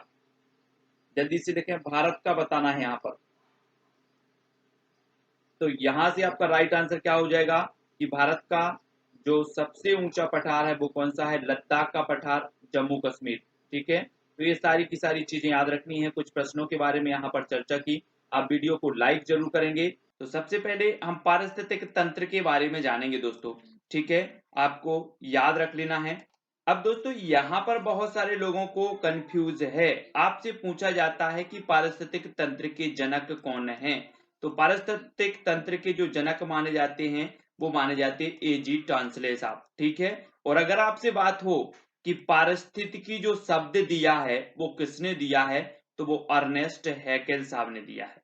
आपको याद रख लेना, आपसे अगर पूछा जाए कि पारिस्थितिकी तंत्र के जनक कौन है, तो आपका उत्तर क्या होगा? A.G. टॉन्सले साहब हैं। और पारिस्थितिकी जो शब्द दिया है वो किसने दिया है? तो अर्नेस्ट हैकेल साहब ने दिया है। ठीक है ना। अब पारिस्थितिकी तंत्र की यहां पर बात आई है दोस्तों, तो इसको दो भागों में बांटा गया। एक तो प्राकृतिक पारितंत्र और दूसरा है कृत्रिम या फिर मानव निर्मित पारितंत्र। ठीक है, प्राकृतिक पारितंत्र की अगर हम बात करें तो घास का मैदान, वन, नदियां, सागर, ये सभी क्या आते हैं दोस्तों? प्राकृतिक पारितंत्र में आते हैं। ठीक है, और वहीं हम कृत्रिम पारितंत्र की बात करें तो पार्क है, बगीचा, धान का खेत, कृत्रिम झील, नहर, तालाब, डैम और एक्वेरियम, ये क्या कहलाते हैं? कृत्रिम पारिस्थितिक तंत्र कहलाते हैं। एक्वेरियम आपने देखा होगा कि आप किसी डॉक्टर के यहाँ जाते हैं या कहीं ऐसे बड़े शोरूम में जाते हैं जहां पर आपने रंग बिरंगी मछलियों से भरा हुआ ये एक्वेरियम देखा होगा, है ना, देखा होगा, सभी ने देखा होगा। वो कृत्रिम पारितंत्र का एक उदाहरण माना जाता है, एक्वेरियम जिसे की कहा जाता है। तो एक आपसे एक सीधा सा क्वेश्चन बनता है दोस्तों, निम्न में से बताइए कौन सा प्राकृतिक पारितंत्र का उदाहरण है? तब आपका उत्तर होता है घास का मैदान, वन, नदियां या फिर सागर। ठीक है, फिर दूसरा क्वेश्चन बन जाता है आपका कौन सा मानव निर्मित या फिर कृत्रिम पारितंत्र का उदाहरण है? तब आपका उत्तर होता है पार्क, बगीचा, धान का खेत, कृत्रिम झील, नहर, तालाब, डैम या फिर एक्वेरियम। ठीक है, तो इनको आपको याद रखना है, यहां से क्वेश्चन आपके 100% बनते हैं। अब दोस्तों बात करें काय की प्राकृतिक पारितंत्र की, तो प्राकृतिक पारितंत्र को भी दो भागों में बांटा गया, एक तो स्थलीय पारितंत्र है ना, और दूसरा जलीय पारिस्थितिक तंत्र। ठीक है, स्थलीय पारिस्थितिक तंत्र की बात करें तो घास का मैदान, वन और जंगल ये स्थलीय पारितंत्र या पारिस्थितिक तंत्र के अंतर्गत आते हैं, जबकि नदियां, तालाब, झील, सागर, समुद्र ये जलीय पारिस्थितिक तंत्र के अंतर्गत आते हैं। दोस्तों अब आपसे यहां से क्वेश्चन पूछा जाएगा कि निम्न में से बताइए कि प्राकृतिक पारिस्थितिक तंत्र को कितने भागों में बांटा गया, तब आपका उत्तर होगा दो भागों में बांटा गया। लेकिन अगर आपसे पूछा जाए कि निम्न में से बताइए कौन सा स्थलीय पारिस्थितिक तंत्र का उदाहरण है, तब आपका उत्तर यही होगा कि घास का मैदान, वन या फिर जंगल। ठीक है, तीसरा क्वेश्चन आपसे पूछा जाएगा कि जलीय पारिस्थितिक तंत्र का उदाहरण कौन सा है, तब आपका बिल्कुल सीधा सा उत्तर होगा नदियां, तालाब, झील, सागर या फिर जो है समुद्र। ठीक है, ये चीज आपको याद रखनी है, यहां से एक दो क्वेश्चन आपके फंस जाते इस टॉपिक से। ठीक है, अब दोस्तों एक क्वेश्चन आपका पूछा जाता है कि सबसे स्थायी पारिस्थितिक तंत्र कौन सा है, तब आपका उत्तर होगा समुद्र या फिर महासागर, ये सबसे स्थायी पारिस्थितिक तंत्र माने जाते हैं। नेक्स्ट पूछा जाता है कि खाद्य श्रृंखला में ऊर्जा का प्रवाह होता है, तो खाद्य श्रृंखला की अगर बात हो, यहां पर कंफ्यूज हो जाते हैं कुछ लोग खाद्य श्रृंखला और खाद्य जाल में। दोस्तों अगर बात हो कि खाद्य श्रृंखला में ऊर्जा का प्रवाह होता है तो वो होता है एक दिशीय, लेकिन अगर बात होती है खाद्य जाल की तो खाद्य जाल में ऊर्जा का प्रवाह हो जाता है बहुदिशीय। अब ये दो क्वेश्चन आपके कंफ्यूज करने वाले हैं जो आपसे पूछे जाएंगे, जिन्होंने नहीं पढ़ा है, जो खाद्य श्रृंखला को ही खाद्य जाल मान बैठते हैं, वो तो उत्तर लगाएंगे क्या, एक दिशीय। तो यहां से आपका कंफ्यूज दूर होता है और आप वीडियो को लाइक जरूर कर दें। ठीक है, घास का मैदान, अब घास का मैदान देखें दोस्तों, तो इसमें हम देखें इसको उष्ण कटिबंधीय घास का मैदान और शीतोष्ण कटिबंधीय घास के मैदान, घास को मैदान को भी कितने भागों में बांटा गया, दो भागों में बांट दिया गया। कितने भागों में, दो भागों में। अब आपसे पूछा जाता है सीधा सा क्वेश्चन कि लानोस घास का मैदान जो है ये कहां पर है, तो ये कोलंबिया और वेनेजुएला में है। अब ये किस प्रकार का है, तो उष्ण कटिबंधीय है। आपसे दूसरा क्वेश्चन पूछा जाएगा कि निम्न में से बताइए कौन सा उष्ण कटिबंधीय घास का मैदान है, तब आपका सारा का सारा जो उत्तर होगा लानोस, कैपोस, सबाना और सेल्वास, ये जो घास के मैदान होते हैं वो उष्ण कटिबंधीय घास के मैदान होते हैं। अगर आपसे पूछा जाए कि शीतोष्ण कटिबंधीय घास के मैदान कौन से हैं, तब आपका सीधा सा उत्तर होगा पंपास, स्टेपी, बेल्ट, प्रेरी है ना, पोस्टाज और डाउन्स, कैंटरबरी, ये जो कहलाते हैं दोस्तों ये कहलाते हैं शीतोष्ण कटिबंधीय घास के मैदान। अब आपने समझ लिया यहां पर कि उष्ण कटिबंधीय जो घास के मैदान है वो कौन कहलाते हैं और शीतोष्ण कटिबंधीय घास के मैदान कौन कहलाते हैं। ठीक है, तब आपके यहां से तीन क्वेश्चन बनेंगे कि जो घास के मैदान है इनको कितने वर्गों में विभक्त किया गया, तब आपको उत्तर बताना है कि उष्ण कटिबंधीय, शीतोष्ण कटिबंधीय। आपसे पूछा जाएगा कि उष्ण कटिबंधीय घास का मैदान कौन कौन से हैं, तो ये चार प्रकार के और भी हैं, लेकिन लानोस, कैपोस, सवाना, सेल्वास ये जो है प्रमुख उष्ण कटिबंधीय घास के मैदान होते हैं। शीतोष्ण कटिबंधीय जो घास के मैदान है पंपास है, स्टेपी, बेल्ट, प्रेरी है ना, पोस्टाज, डाउन्स और कैंटरबरी। अब तीसरी प्रकार से जो क्वेश्चन यहां से आएगा तो वो यही आएगा कि पंपास जो घास का मैदान है वो कहां पर है, तब आपका उत्तर होगा अर्जेंटीना में। स्टेपी कहां पर है, मध्य एशिया, यूक्रेन में। बेल्ट कहां पर है, दक्षिण अफ्रीका में। प्रेरी घास के मैदान कहां पर है, उत्तरी अमेरिका, कनाडा में। ठीक है, तो यहां से आपके कई प्रकार के प्रश्न पूछे जाते हैं। अगर वीडियो आपको अच्छा लग रहा है, कुछ समझ में आ रहा है, कुछ आपको प्राप्त हो रहा है, तो वीडियो को लाइक करके अपने मित्रों तक शेयर अवश्य करना है दोस्तों। अब दोस्तों आपने देखा होगा कि पर्यावरण में बचाने के लिए, पर्यावरण को बचाने के लिए विभिन्न प्रकार के आंदोलन चले। अब आंदोलन भी आपके पेपर में पूछे जाते हैं। जैसे बात करें बिश्नोई आंदोलन की, ये 1731 से संबंधित है। इसकी जो संबंधित व्यक्ति थी वो कौन थी, अमृता देवी बिश्नोई। कौन थी, अमृता देवी बिश्नोई। और ये जो इसका जो उद्देश्य था दोस्तों, वो वृक्ष संरक्षण हेतु राजस्थान खेजड़ी वृक्ष को बचाने हेतु ये जो है बिश्नोई आंदोलन जो है चलाया गया और इस 1731 में प्रारंभ किया गया था और अमृता देवी बिश्नोई इससे संबंधित हैं। अब यहां से आपका किस प्रकार का क्वेश्चन पूछा जाएगा, आपसे एक पूछ लिया जाएगा कि बिश्नोई आंदोलन जो है संबंधित है। चार विकल्प आपके होंगे 1732, 1731, 1734, 1735, तब आपका सीधा सा उत्तर हो जाएगा 1731। ठीक है, नेक्स्ट पूछ लिया जाएगा निम्न में से बताइए कौन बिश्नोई आंदोलन से संबंधित नहीं है या फिर संबंधित हैं। तो आपको याद रख लेना है कि अमृता देवी जो बिश्नोई हैं ये बिश्नोई आंदोलन से संबंधित हैं। ठीक है, नेक्स्ट है दोस्तों चिपको आंदोलन। अब चिपको आंदोलन तो सभी को पता है, जो भी पर्यावरण पढ़ते हैं उनको सभी को पता, सबसे पहले तो वो यही पढ़ते हैं पर्यावरण में, चिपको आंदोलन। ठीक है, चिपको आंदोलन संबंधित है 1973 से। दोस्तों ये उत्तराखंड से है, वृक्ष संरक्षण हेतु इसका उद्देश्य था इस आंदोलन का।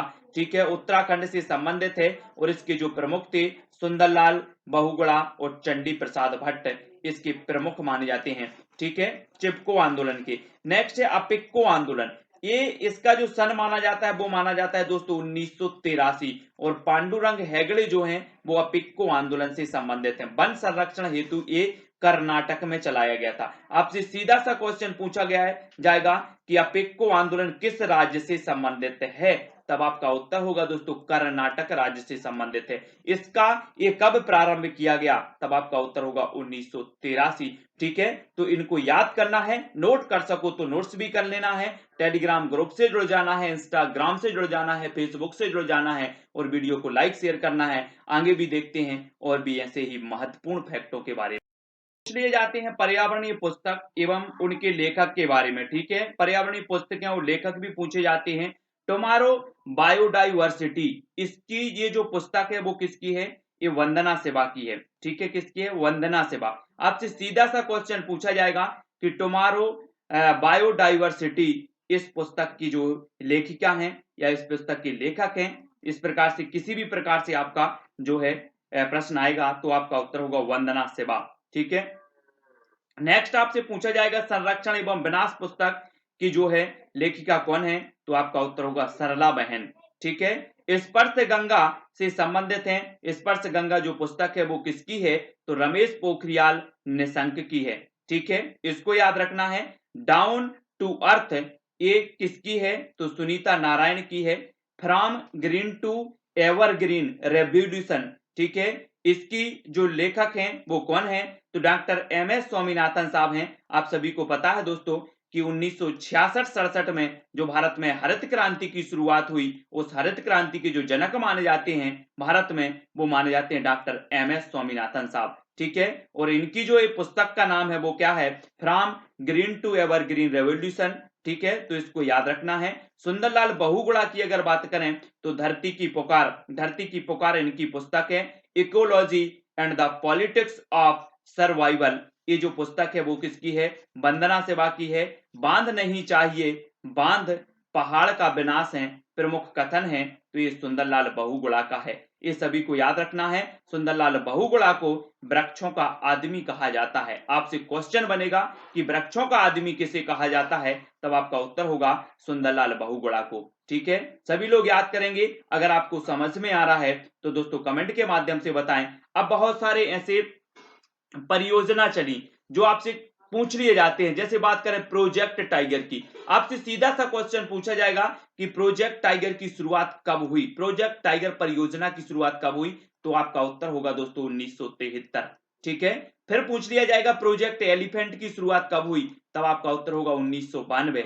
हंगुल परियोजना की शुरुआत कब हुई, तब आपका उत्तर होगा 1970। ठीक है, गैंडा परियोजना की शुरुआत कब हुई, तब आपका उत्तर होगा 1987। समुद्री कछुआ परियोजना की शुरुआत कब हुई, 1975। प्रोजेक्ट रैंडपाटा की शुरुआत कब हुई, 1996। हिम तेंदुआ परियोजना की शुरुआत कब हुई, तो 2009 में। और गिद्ध संरक्षण परियोजना की शुरुआत कब हुई, तो 2006 में हुई। तो यहां से ये क्वेश्चन आपसे निश्चित ही पूछ लिया जाता है, जो आपको बहुत ही सीरियसली ढंग से पढ़ना है ना, तो ये चीज आप पढ़ेंगे। और भी देख लेते हैं दोस्तों ऊर्जा के संसाधन। ऊर्जा संसाधन आपने पढ़े होंगे दोस्तों, आप रोज देखते हैं कि जो सूर्य है, सूर्य हमारा अक्षय संसाधन है। सूर्य ऊर्जा ऐसा या सबसे बड़ा जो है ऊर्जा का एकमात्र स्रोत है जो सबसे बड़ा है सूर्य। ठीक है, अब इसके दो जो है प्रकार हैं दोस्तों, ऊर्जा के जो संसाधन इसके दो प्रकार हैं, कौन कौन से? एक तो नवीकरणीय ऊर्जा संसाधन और अनवीकरणीय ऊर्जा संसाधन। ठीक है, आपको याद रखना है, नवीकरणीय ऊर्जा संसाधन से तात्पर्य ऐसे होते हैं, ऐसे संसाधन जिनका उपयोग हम कई बार कर सकते हैं, बार बार कर सकते हैं, लेकिन ऐसे भी कुछ संसाधन होता है जिनका उपयोग केवल हम एक बार कर सकते हैं, वो कहलाते हैं अनवीकरणीय, और जिनका उपयोग हम बार बार कर सकते हैं वो कहलाते हैं नवीकरणीय। ठीक है, तो याद रख लेना है आपको नवीकरणीय और अनवीकरणीय। एमपीटेट ग्रेड 3 की अगर बात करें तो एक क्वेश्चन यहां से पूछा गया था कि कौन निम्न में से बताइए कौन सा अनवीकरणीय ऊर्जा का संसाधन है, आपने पेपर देखा होगा। ठीक है, तो सीरियसली तरीके से पढ़ना है। नवीकरणीय ऊर्जा संसाधन सौर ऊर्जा,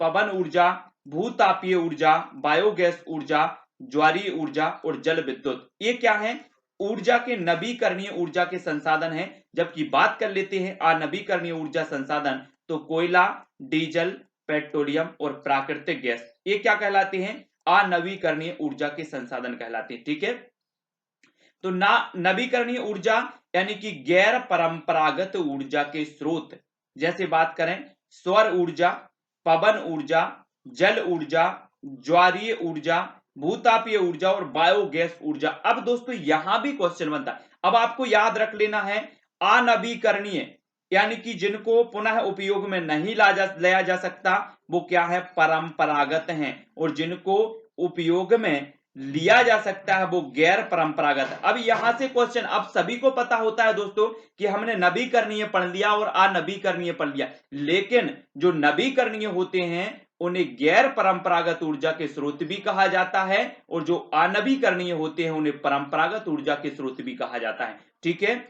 तो आपको याद रख लेना है, आपसे एक क्वेश्चन आएगा कि परंपरागत निम्न में से बताइए कौन सा परंपरागत ऊर्जा का स्रोत है, तब आपको पता होनी चाहिए कि कोयला, पेट्रोल, डीजल, मिट्टी का तेल, प्राकृतिक गैस, ये जो हैं ये ऊर्जा के परंपरागत स्रोत हैं। और अगर आपसे पूछा जाए कि निम्न में से बताइए ऊर्जा का कौन सा गैर परंपरागत स्रोत है, तो आपका उत्तर होगा सौर ऊर्जा, पवन ऊर्जा, जल ऊर्जा, ज्वारीय ऊर्जा, भूतापीय ऊर्जा और बायोगैस ऊर्जा। ठीक है, तो यहां से क्वेश्चन आपका दोस्तों परफेक्ट और 1 नंबर यहां से आपका होने वाला है। ठीक है, ऐसे ही कुछ महत्वपूर्ण रोज वीडियो आते हैं, आप रोज पढ़ें, प्ले लिस्ट में देखें, ऐसे बहुत सारे वीडियो हैं। जीवाश्म ईंधन, कोयला, पेट्रोलियम और प्राकृतिक गैस, ये जीवाश्म ईंधन के उदाहरण माने जाते हैं।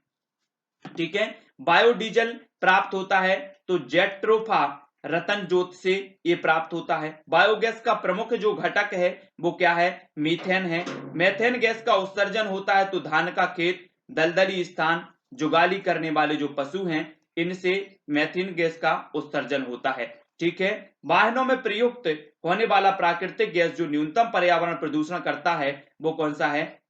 CNG gas. ठीक है, सीएनजी गैस आपको याद रख लेना है, और सीएनजी का प्रमुख संगठक है तो मीथेन है। एलपीजी गैस में मुख्यतः पाया जाता है तो प्रोपेन, ब्यूटेन और आइसोब्यूटेन। ठीक है, इनको याद रख लेना है।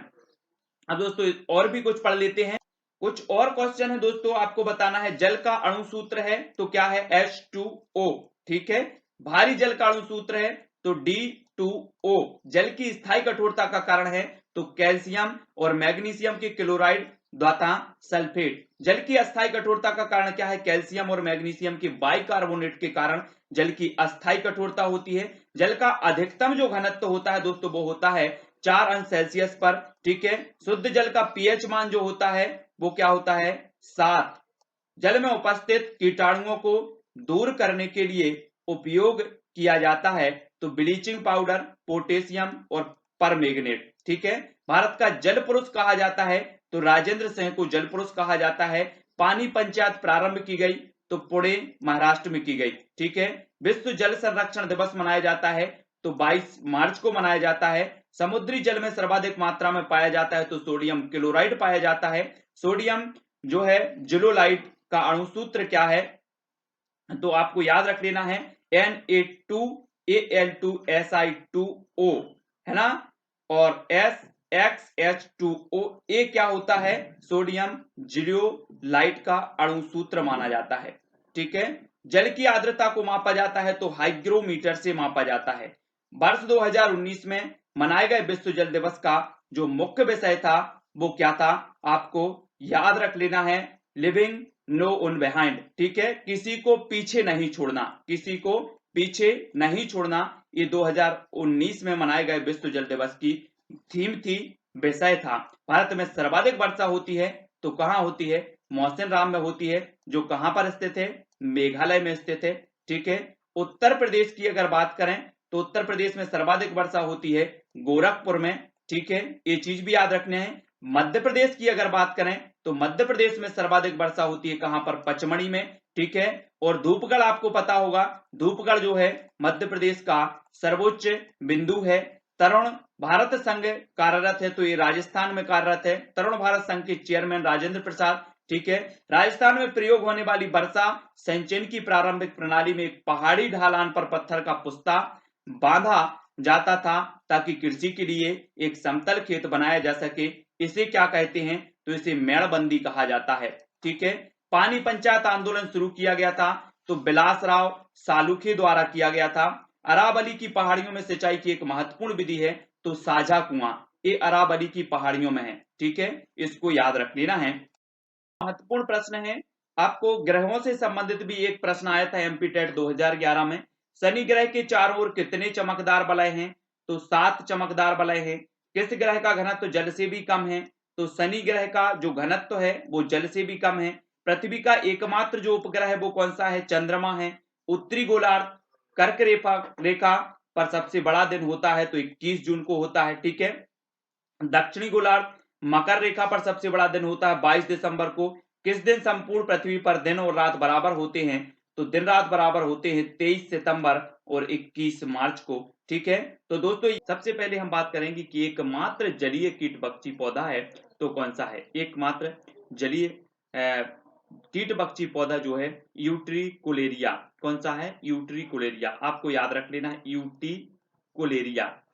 ठीक है, कीट बक्षी पादप जिस मृदा में उगते हैं उसमें कौन सा तत्व नहीं होता, तो कौन सा तत्व नहीं होता, नाइट्रोजन। कौन सा तत्व नहीं होता, नाइट्रोजन नहीं होता है, और एक कीट का भक्षण करके नाइट्रोजन प्राप्त करते हैं। ठीक है, तो आपको याद रख लेना, आपसे सीधा सा क्वेश्चन पूछा जाएगा कि कीट भक्षी पादप जिस मृदा में उगते हैं उसमें कौन सा तत्व नहीं होता, तो आपका उत्तर हो जाएगा नाइट्रोजन। ठीक है, मरुस्थल में उगने वाले पौधे कहलाते हैं तो क्या कहलाते हैं, सभी ने पढ़ा है, इन्हें जीरोफाइट कहते हैं। क्या कहते हैं, जीरोफाइट, है ना। मरुस्थल में उगने वाले पौधों को जीरोफाइट कहा जाता है।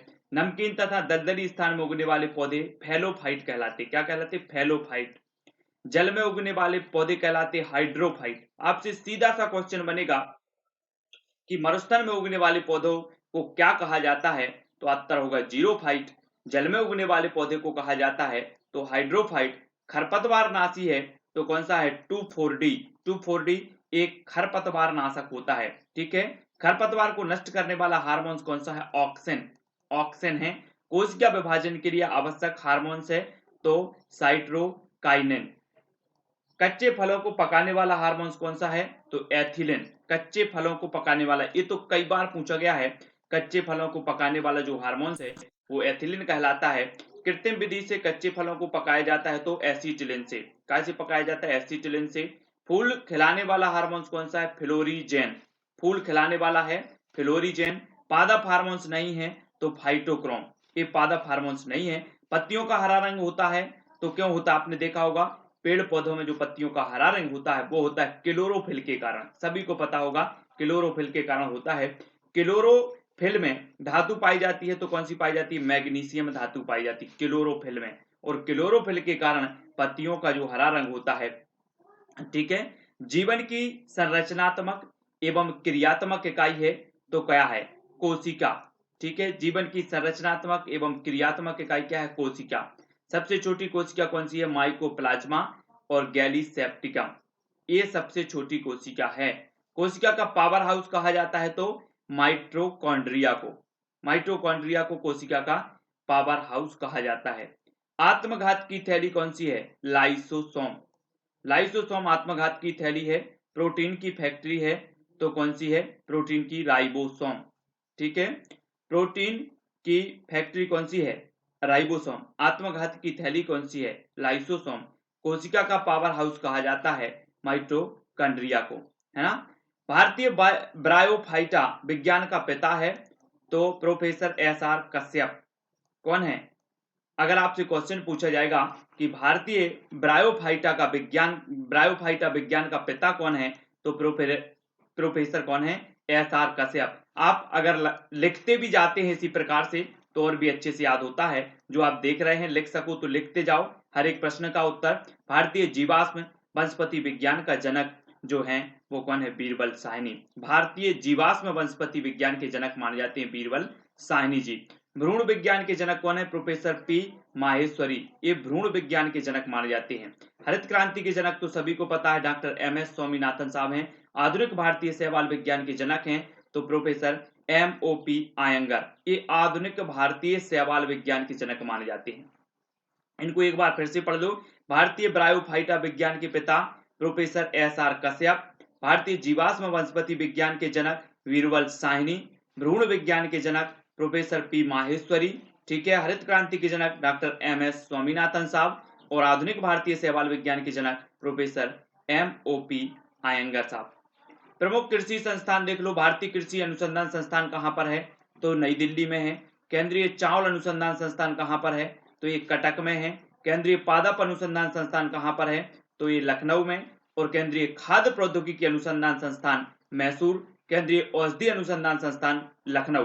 तो बहुत अच्छे से याद रखना है दोस्तों। यहां से क्वेश्चन बन जाता है, सीधा सा क्वेश्चन आपसे पूछा जाता है कि भारतीय कृषि अनुसंधान संस्थान कहां पर है, तो आपका उत्तर होगा नई दिल्ली में है। केंद्रीय चावल अनुसंधान संस्थान कहां पर है, तो आपका सीधा सा उत्तर होगा कटक में। ठीक है। केंद्रीय पादप अनुसंधान संस्थान कहां है, तो ये लखनऊ। और केंद्रीय खाद्य प्रौद्योगिकी अनुसंधान संस्थान है तो मैसूर कर्नाटक में। केंद्रीय औषधि अनुसंधान संस्थान कहां पर है, तो ये लखनऊ में है। इनको सभी लोग याद रखेंगे। ठीक है।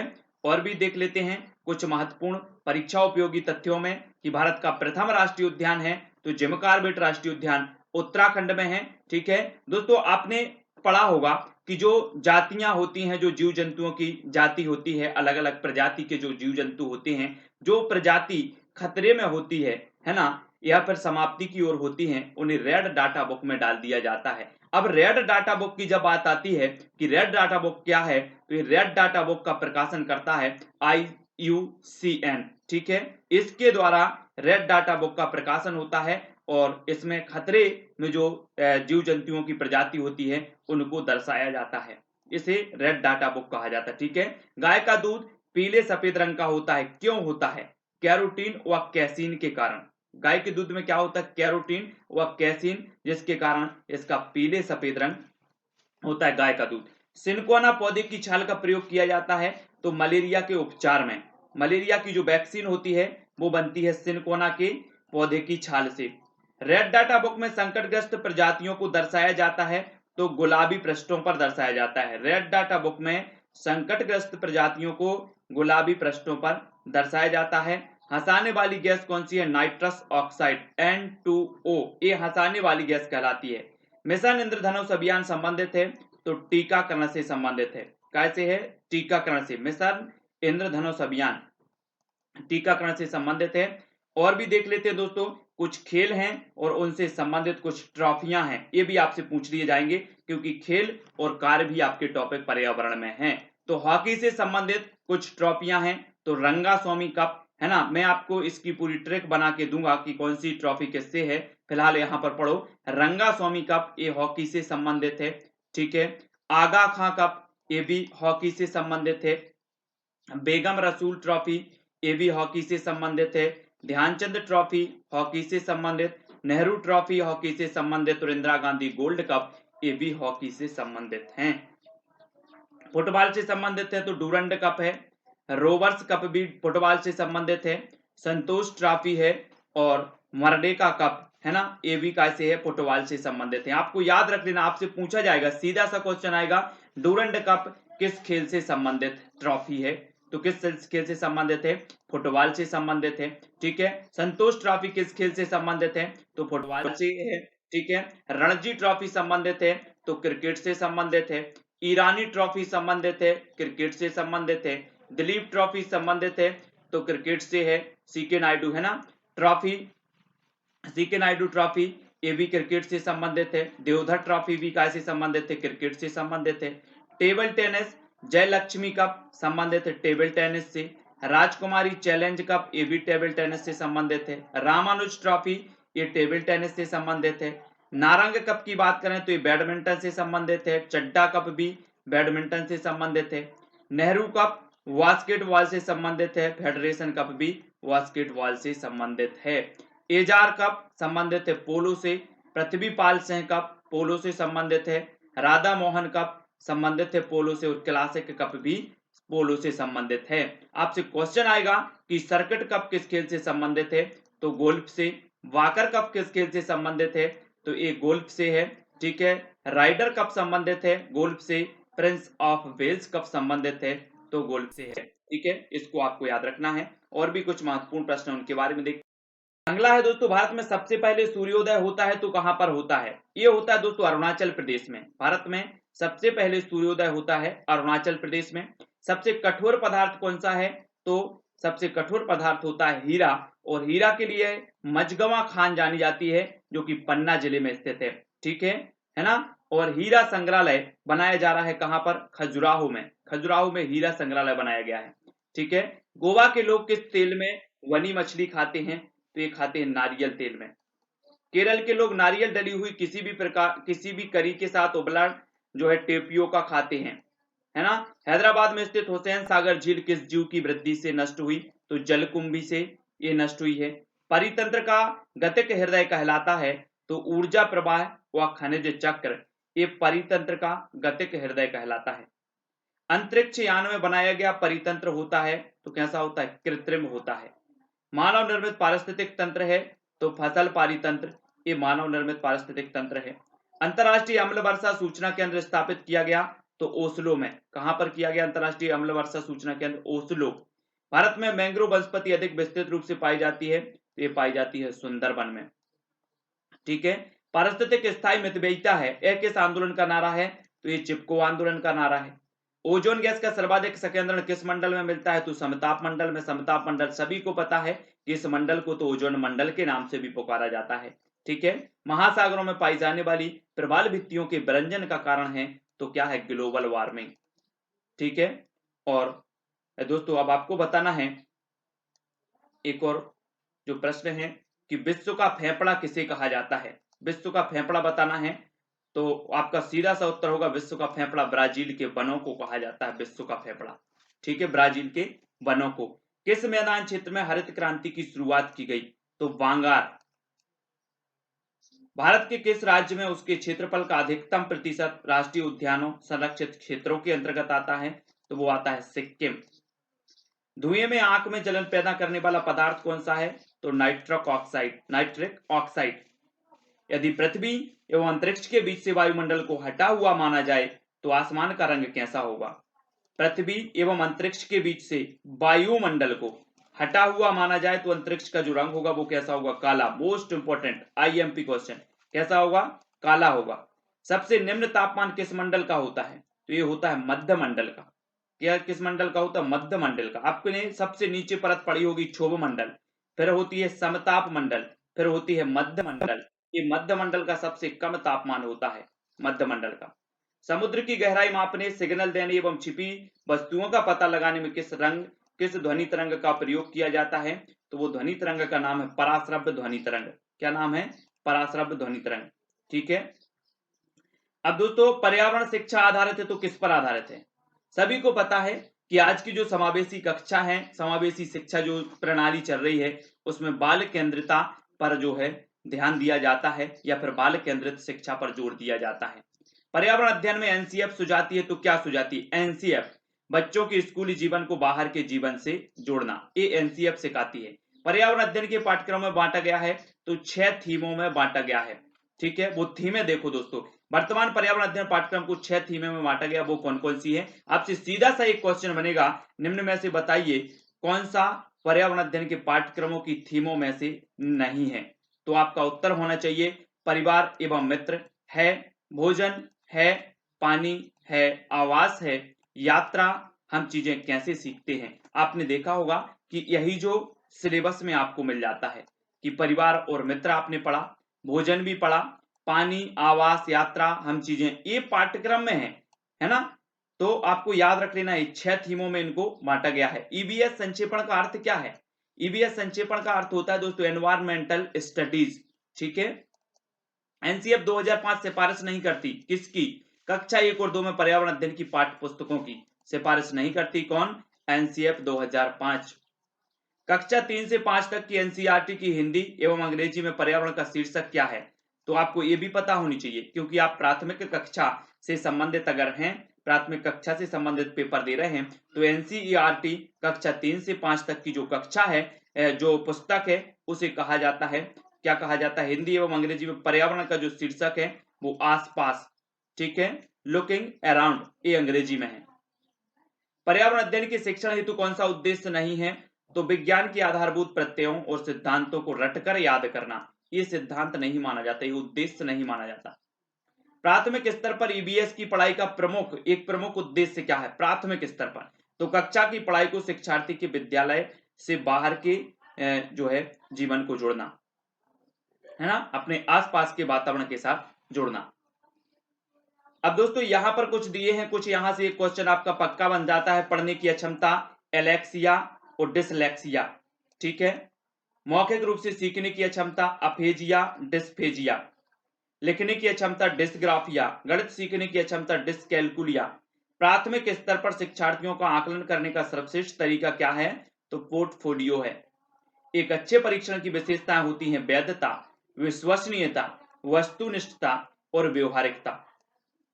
जिन प्रश्नों का उत्तर अलग अलग होता है कहलाते हैं मुक्त अंत वाले उत्तर कहलाते हैं। क्या कहलाते हैं? जिन प्रश्नों का उत्तर अलग अलग होता है वो मुक्त अंत वाले प्रश्न कहलाते हैं, और जिन प्रश्नों का उत्तर एक ही होता है वो बद्ध अंत वाले प्रश्न। आप किसी भी परिस्थिति में जाइए, उन प्रश्नों का उत्तर एक ही होगा।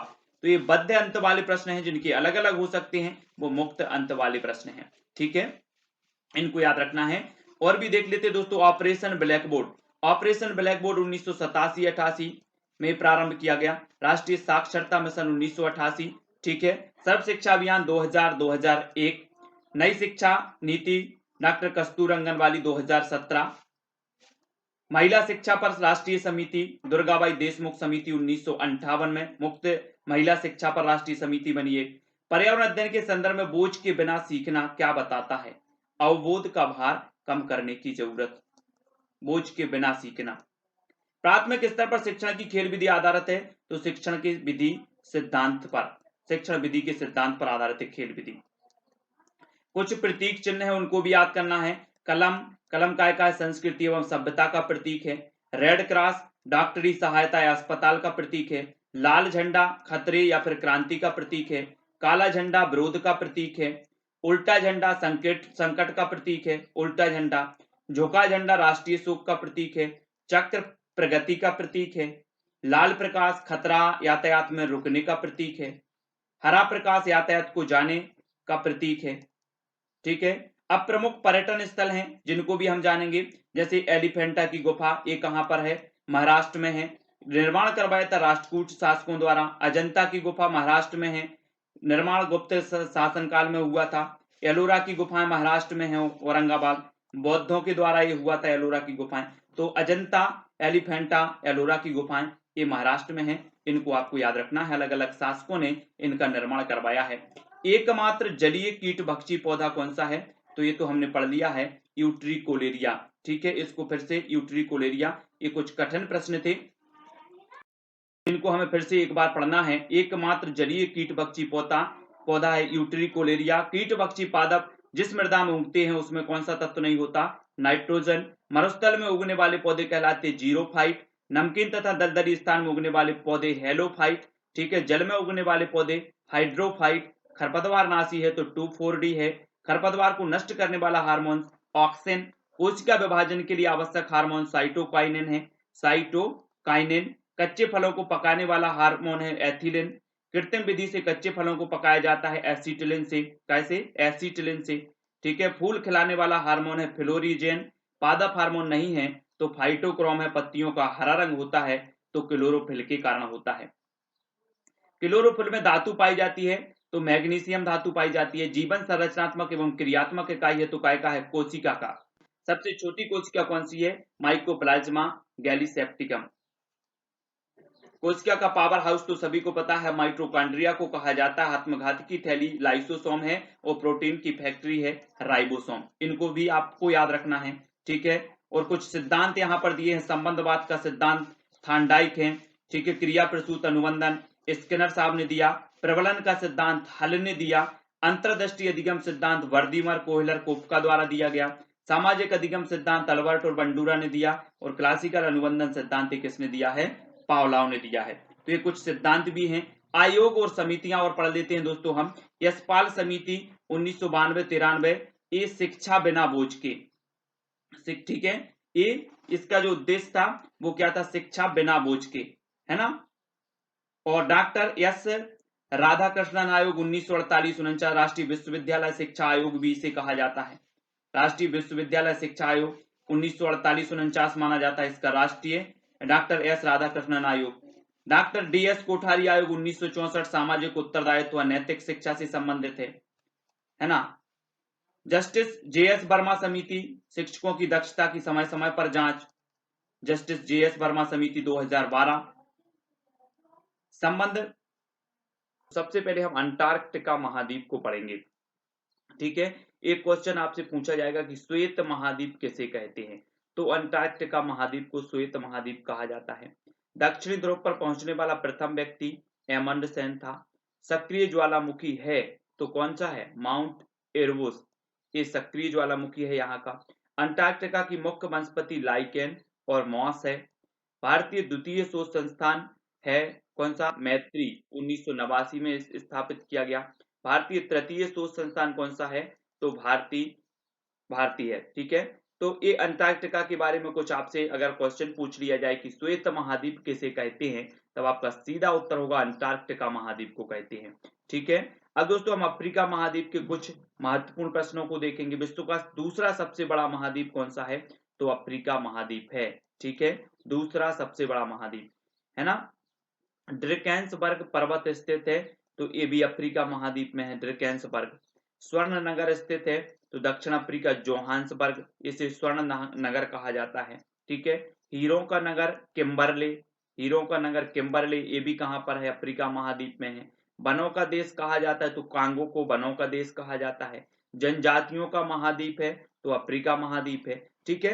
तो ये जो कुछ महत्वपूर्ण प्रश्न है महाद्वीपों से संबंधित, उनको तो आपको याद रखना ही है। वनों का देश कांगो अफ्रीका महाद्वीप में है। ऑस्ट्रेलिया की बात करें तो सबसे छोटा महाद्वीप ऑस्ट्रेलिया महाद्वीप। द्वीपीय महाद्वीप तो ऑस्ट्रेलिया महाद्वीप।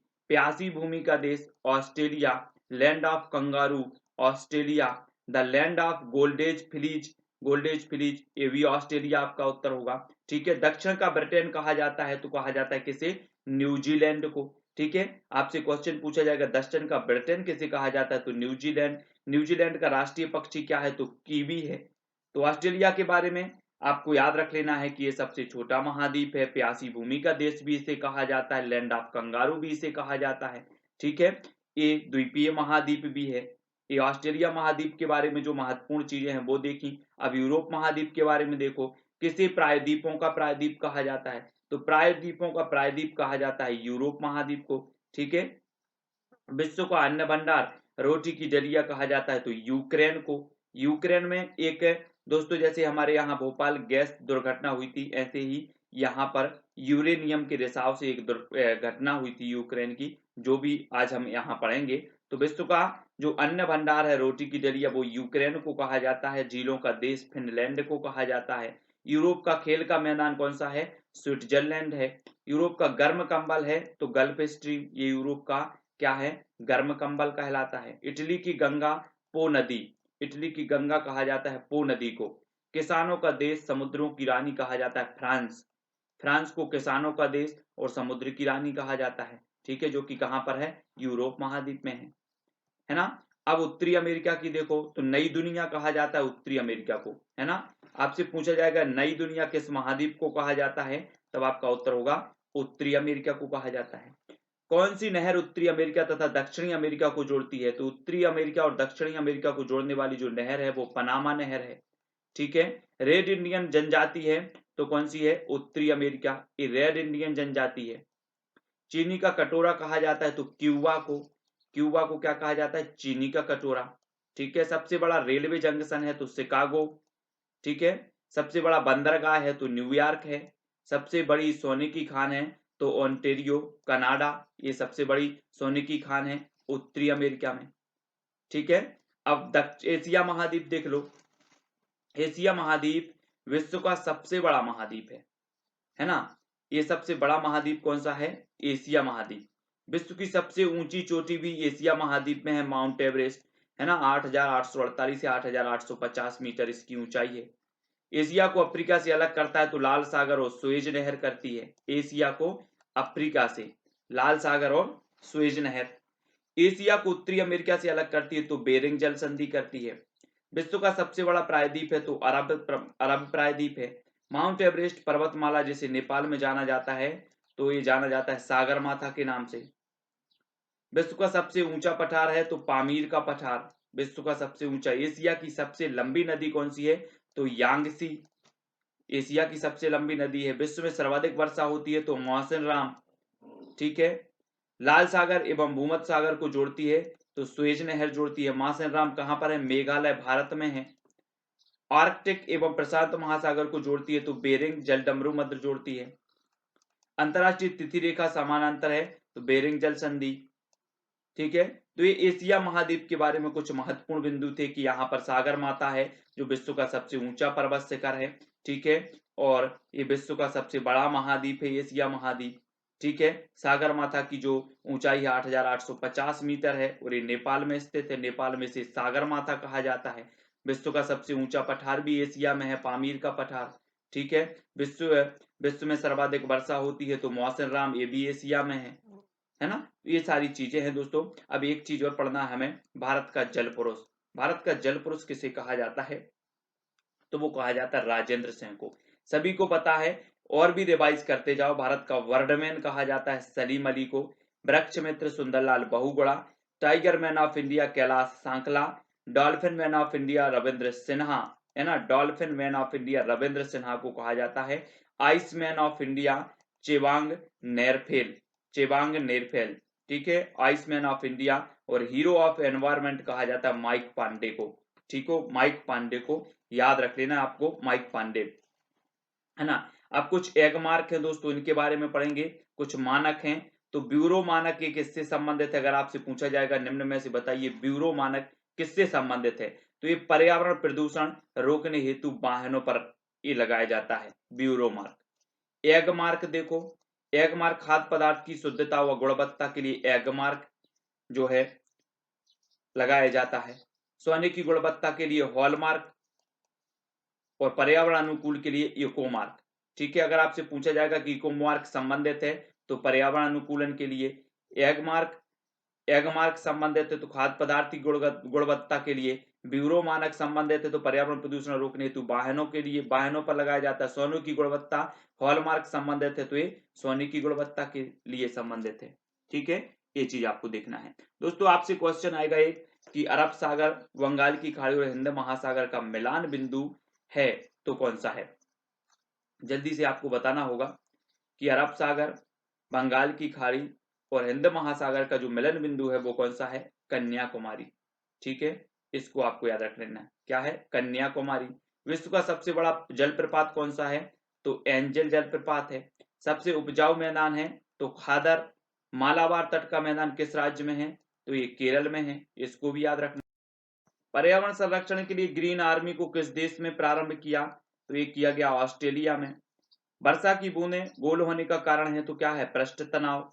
ठीक है। सर्वाधिक वन प्रतिशत वाला राज्य कौन सा है? तो मिजोरम। ठीक है। जल संरक्षण हेतु का प्रयोग किया जाता है तो किसका? वाटर हार्वेस्टिंग का किया जाता है। वन रिपोर्ट 2017 के अनुसार है ये। ठीक है। मिजोरम। तो जल संरक्षण हेतु का प्रयोग किया जाता है वाटर हार्वेस्टिंग। मानव जनित पर्यावरण प्रदूषण को कहा जाता है तो ह्यूमलिन। विश्व में सर्वाधिक अम्ल वर्षा कहां पर होती है? तो नॉर्वे में होती है। लेकिन अगर बात की जाए कि सर्वाधिक या सबसे पहले जो अम्ल वर्षा हुई थी तो वो कहाँ हुई थी, वो हुई थी स्वीडन में। बंगाल का आतंक कहा जाता है जलकुंभी को। किसानों की रेंगती हुई मृत्यु कहा जाता है मृदा अपरदन को। भूकंप उत्पन्न होने का मुख्य कारण क्या है, प्लेट विवर्तनिकी। किस महाद्वीप से होकर विषुवत, कर्क और मकर तीनों रेखाएं गुजरती हैं, तो वो महाद्वीप है दोस्तों अफ्रीका महाद्वीप। कर्क रेखा व भारतीय मानक समय रेखा एक दूसरे को कहां पर आपस में काटती हैं, तो वो काटती हैं कहां पर, छत्तीसगढ़ में। ठीक है, छत्तीसगढ़ में काटती हैं। अब हम खगोलीय मिशन के बारे में पढ़ेंगे।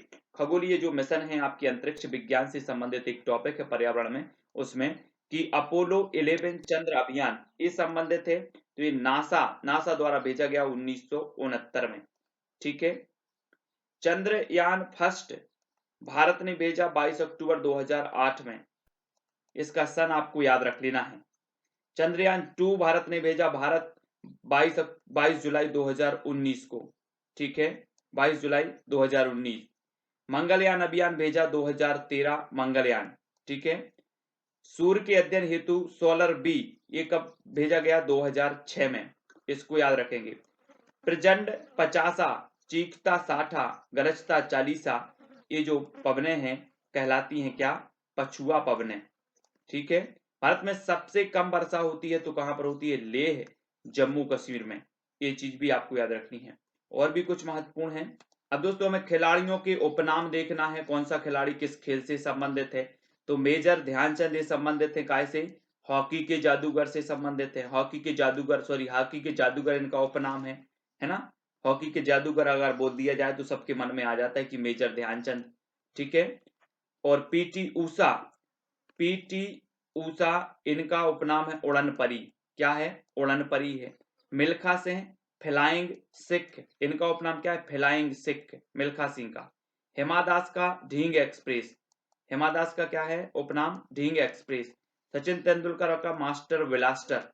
ठीक है, पीवी सिंधु बैडमिंटन से संबंधित है। साक्षी मलिक कुश्ती से संबंधित है। आपसे सीधा सा क्वेश्चन पूछा जाता है, निम्न में से बताइए साक्षी मलिक किस खेल से संबंधित है, तो ये संबंधित है कुश्ती से।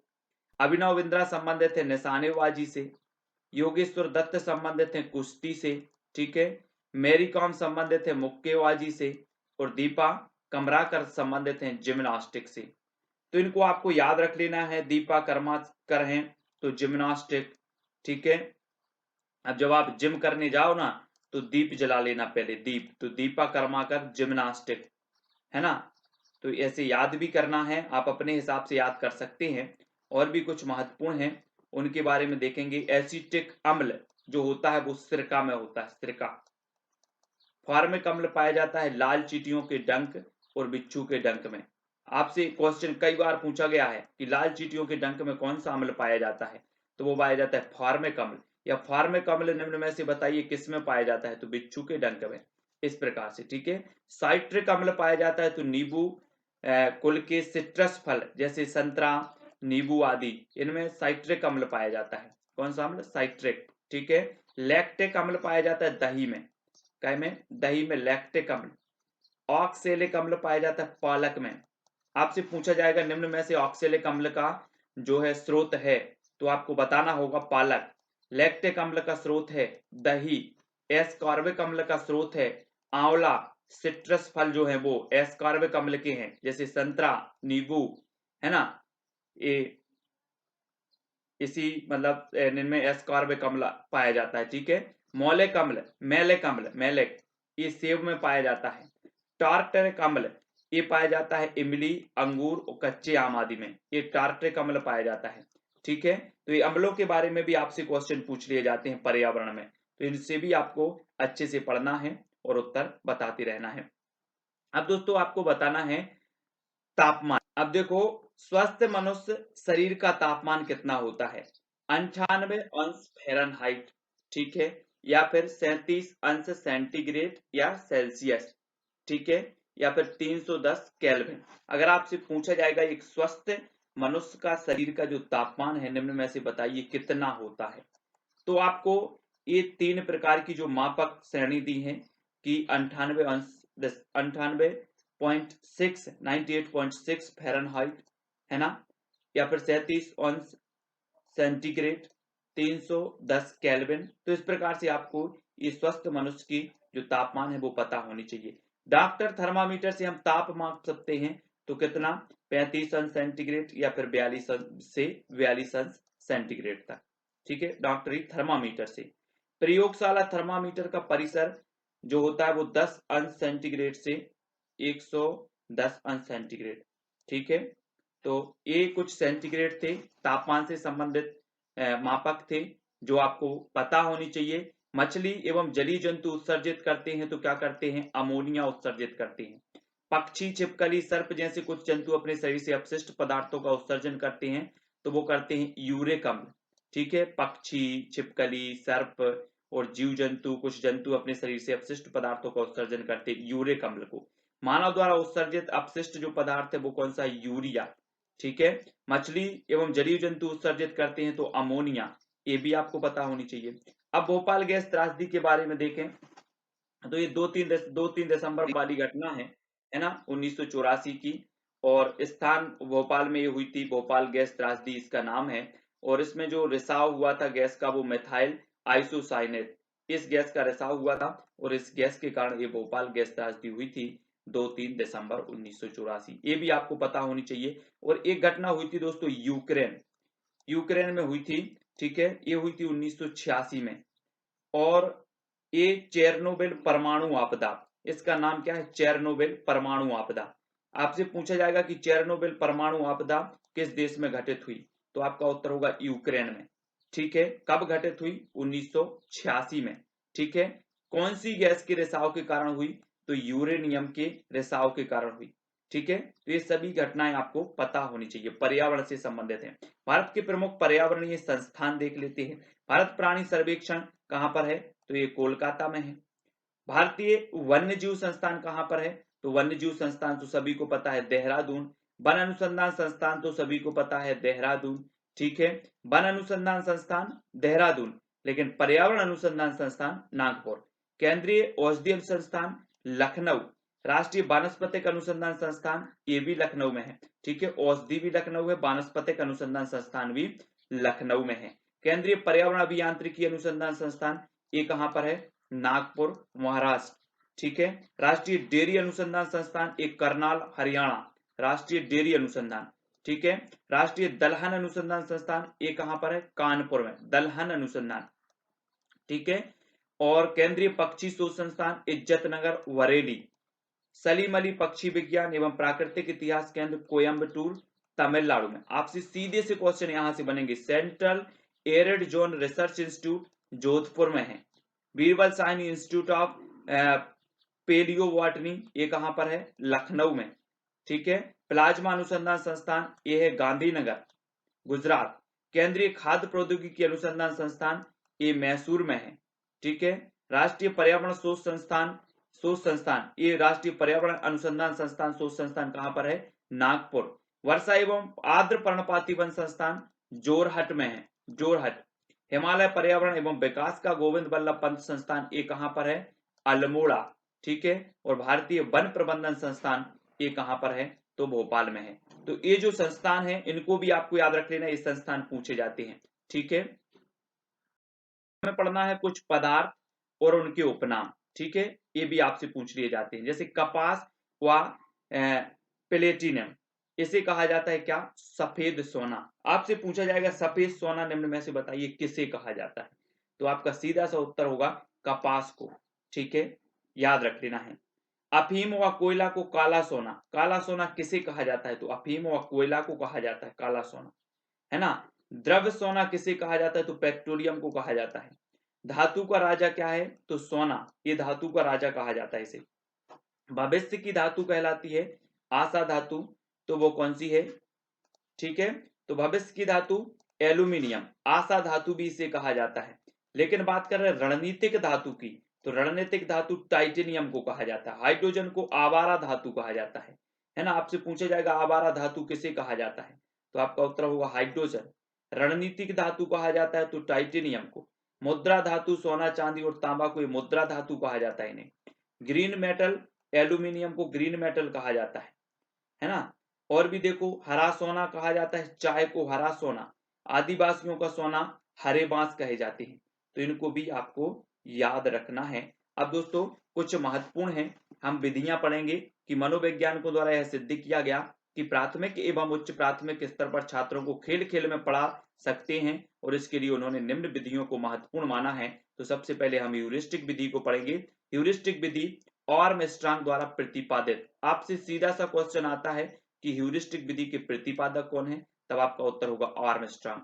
इस विधि में बालक शिक्षक यंत्रों व पुस्तकों की मदद से स्वयं ज्ञान का अर्जन करता है। काय में? ह्यूरिस्टिक विधि में। ठीक है। मॉन्टेसरी विधि देख लो, इसमें छोटे छोटे बच्चों को मैडम मॉन्टेसरी द्वारा ये दिया गया है ना, विभिन्न प्रकार के रंग बिरंगे खिलौनों द्वारा शिक्षा देते हैं। तो वहीं इसके द्वारा बालक को रंग पहचानना, गिनती करना, अंतर स्पष्ट करना, लिखना, है ना, और पढ़ना आदि सीखने में मदद मिलती है मॉन्टेसरी विधि में। किंडरगार्टन विधि, इसमें बच्चों को स्वतंत्रता पूर्वक खेलने एवं घूमने फिरने का अवसर मिलता है। ठीक है। अब आपको बताना है कि किंडरगार्टन विधि के प्रतिपादक कौन है, आप कमेंट में लिखेंगे, फटाक से लिखें किंडरगार्टन विधि के प्रतिपादक कौन है। प्रोजेक्ट विधि, इसमें बहुत से बालक मिलकर सामूहिक कार्य करते हैं, प्रोजेक्ट संबंधी बातों का पता लगाकर उस प्रोजेक्ट को पूरा करते हैं। तो आपको फिर बताना है प्रोजेक्ट विधि के प्रतिपादक कौन है। ठीक है, सभी लोग बताएंगे, है ना। प्रोजेक्ट विधि के प्रतिपादक कौन है?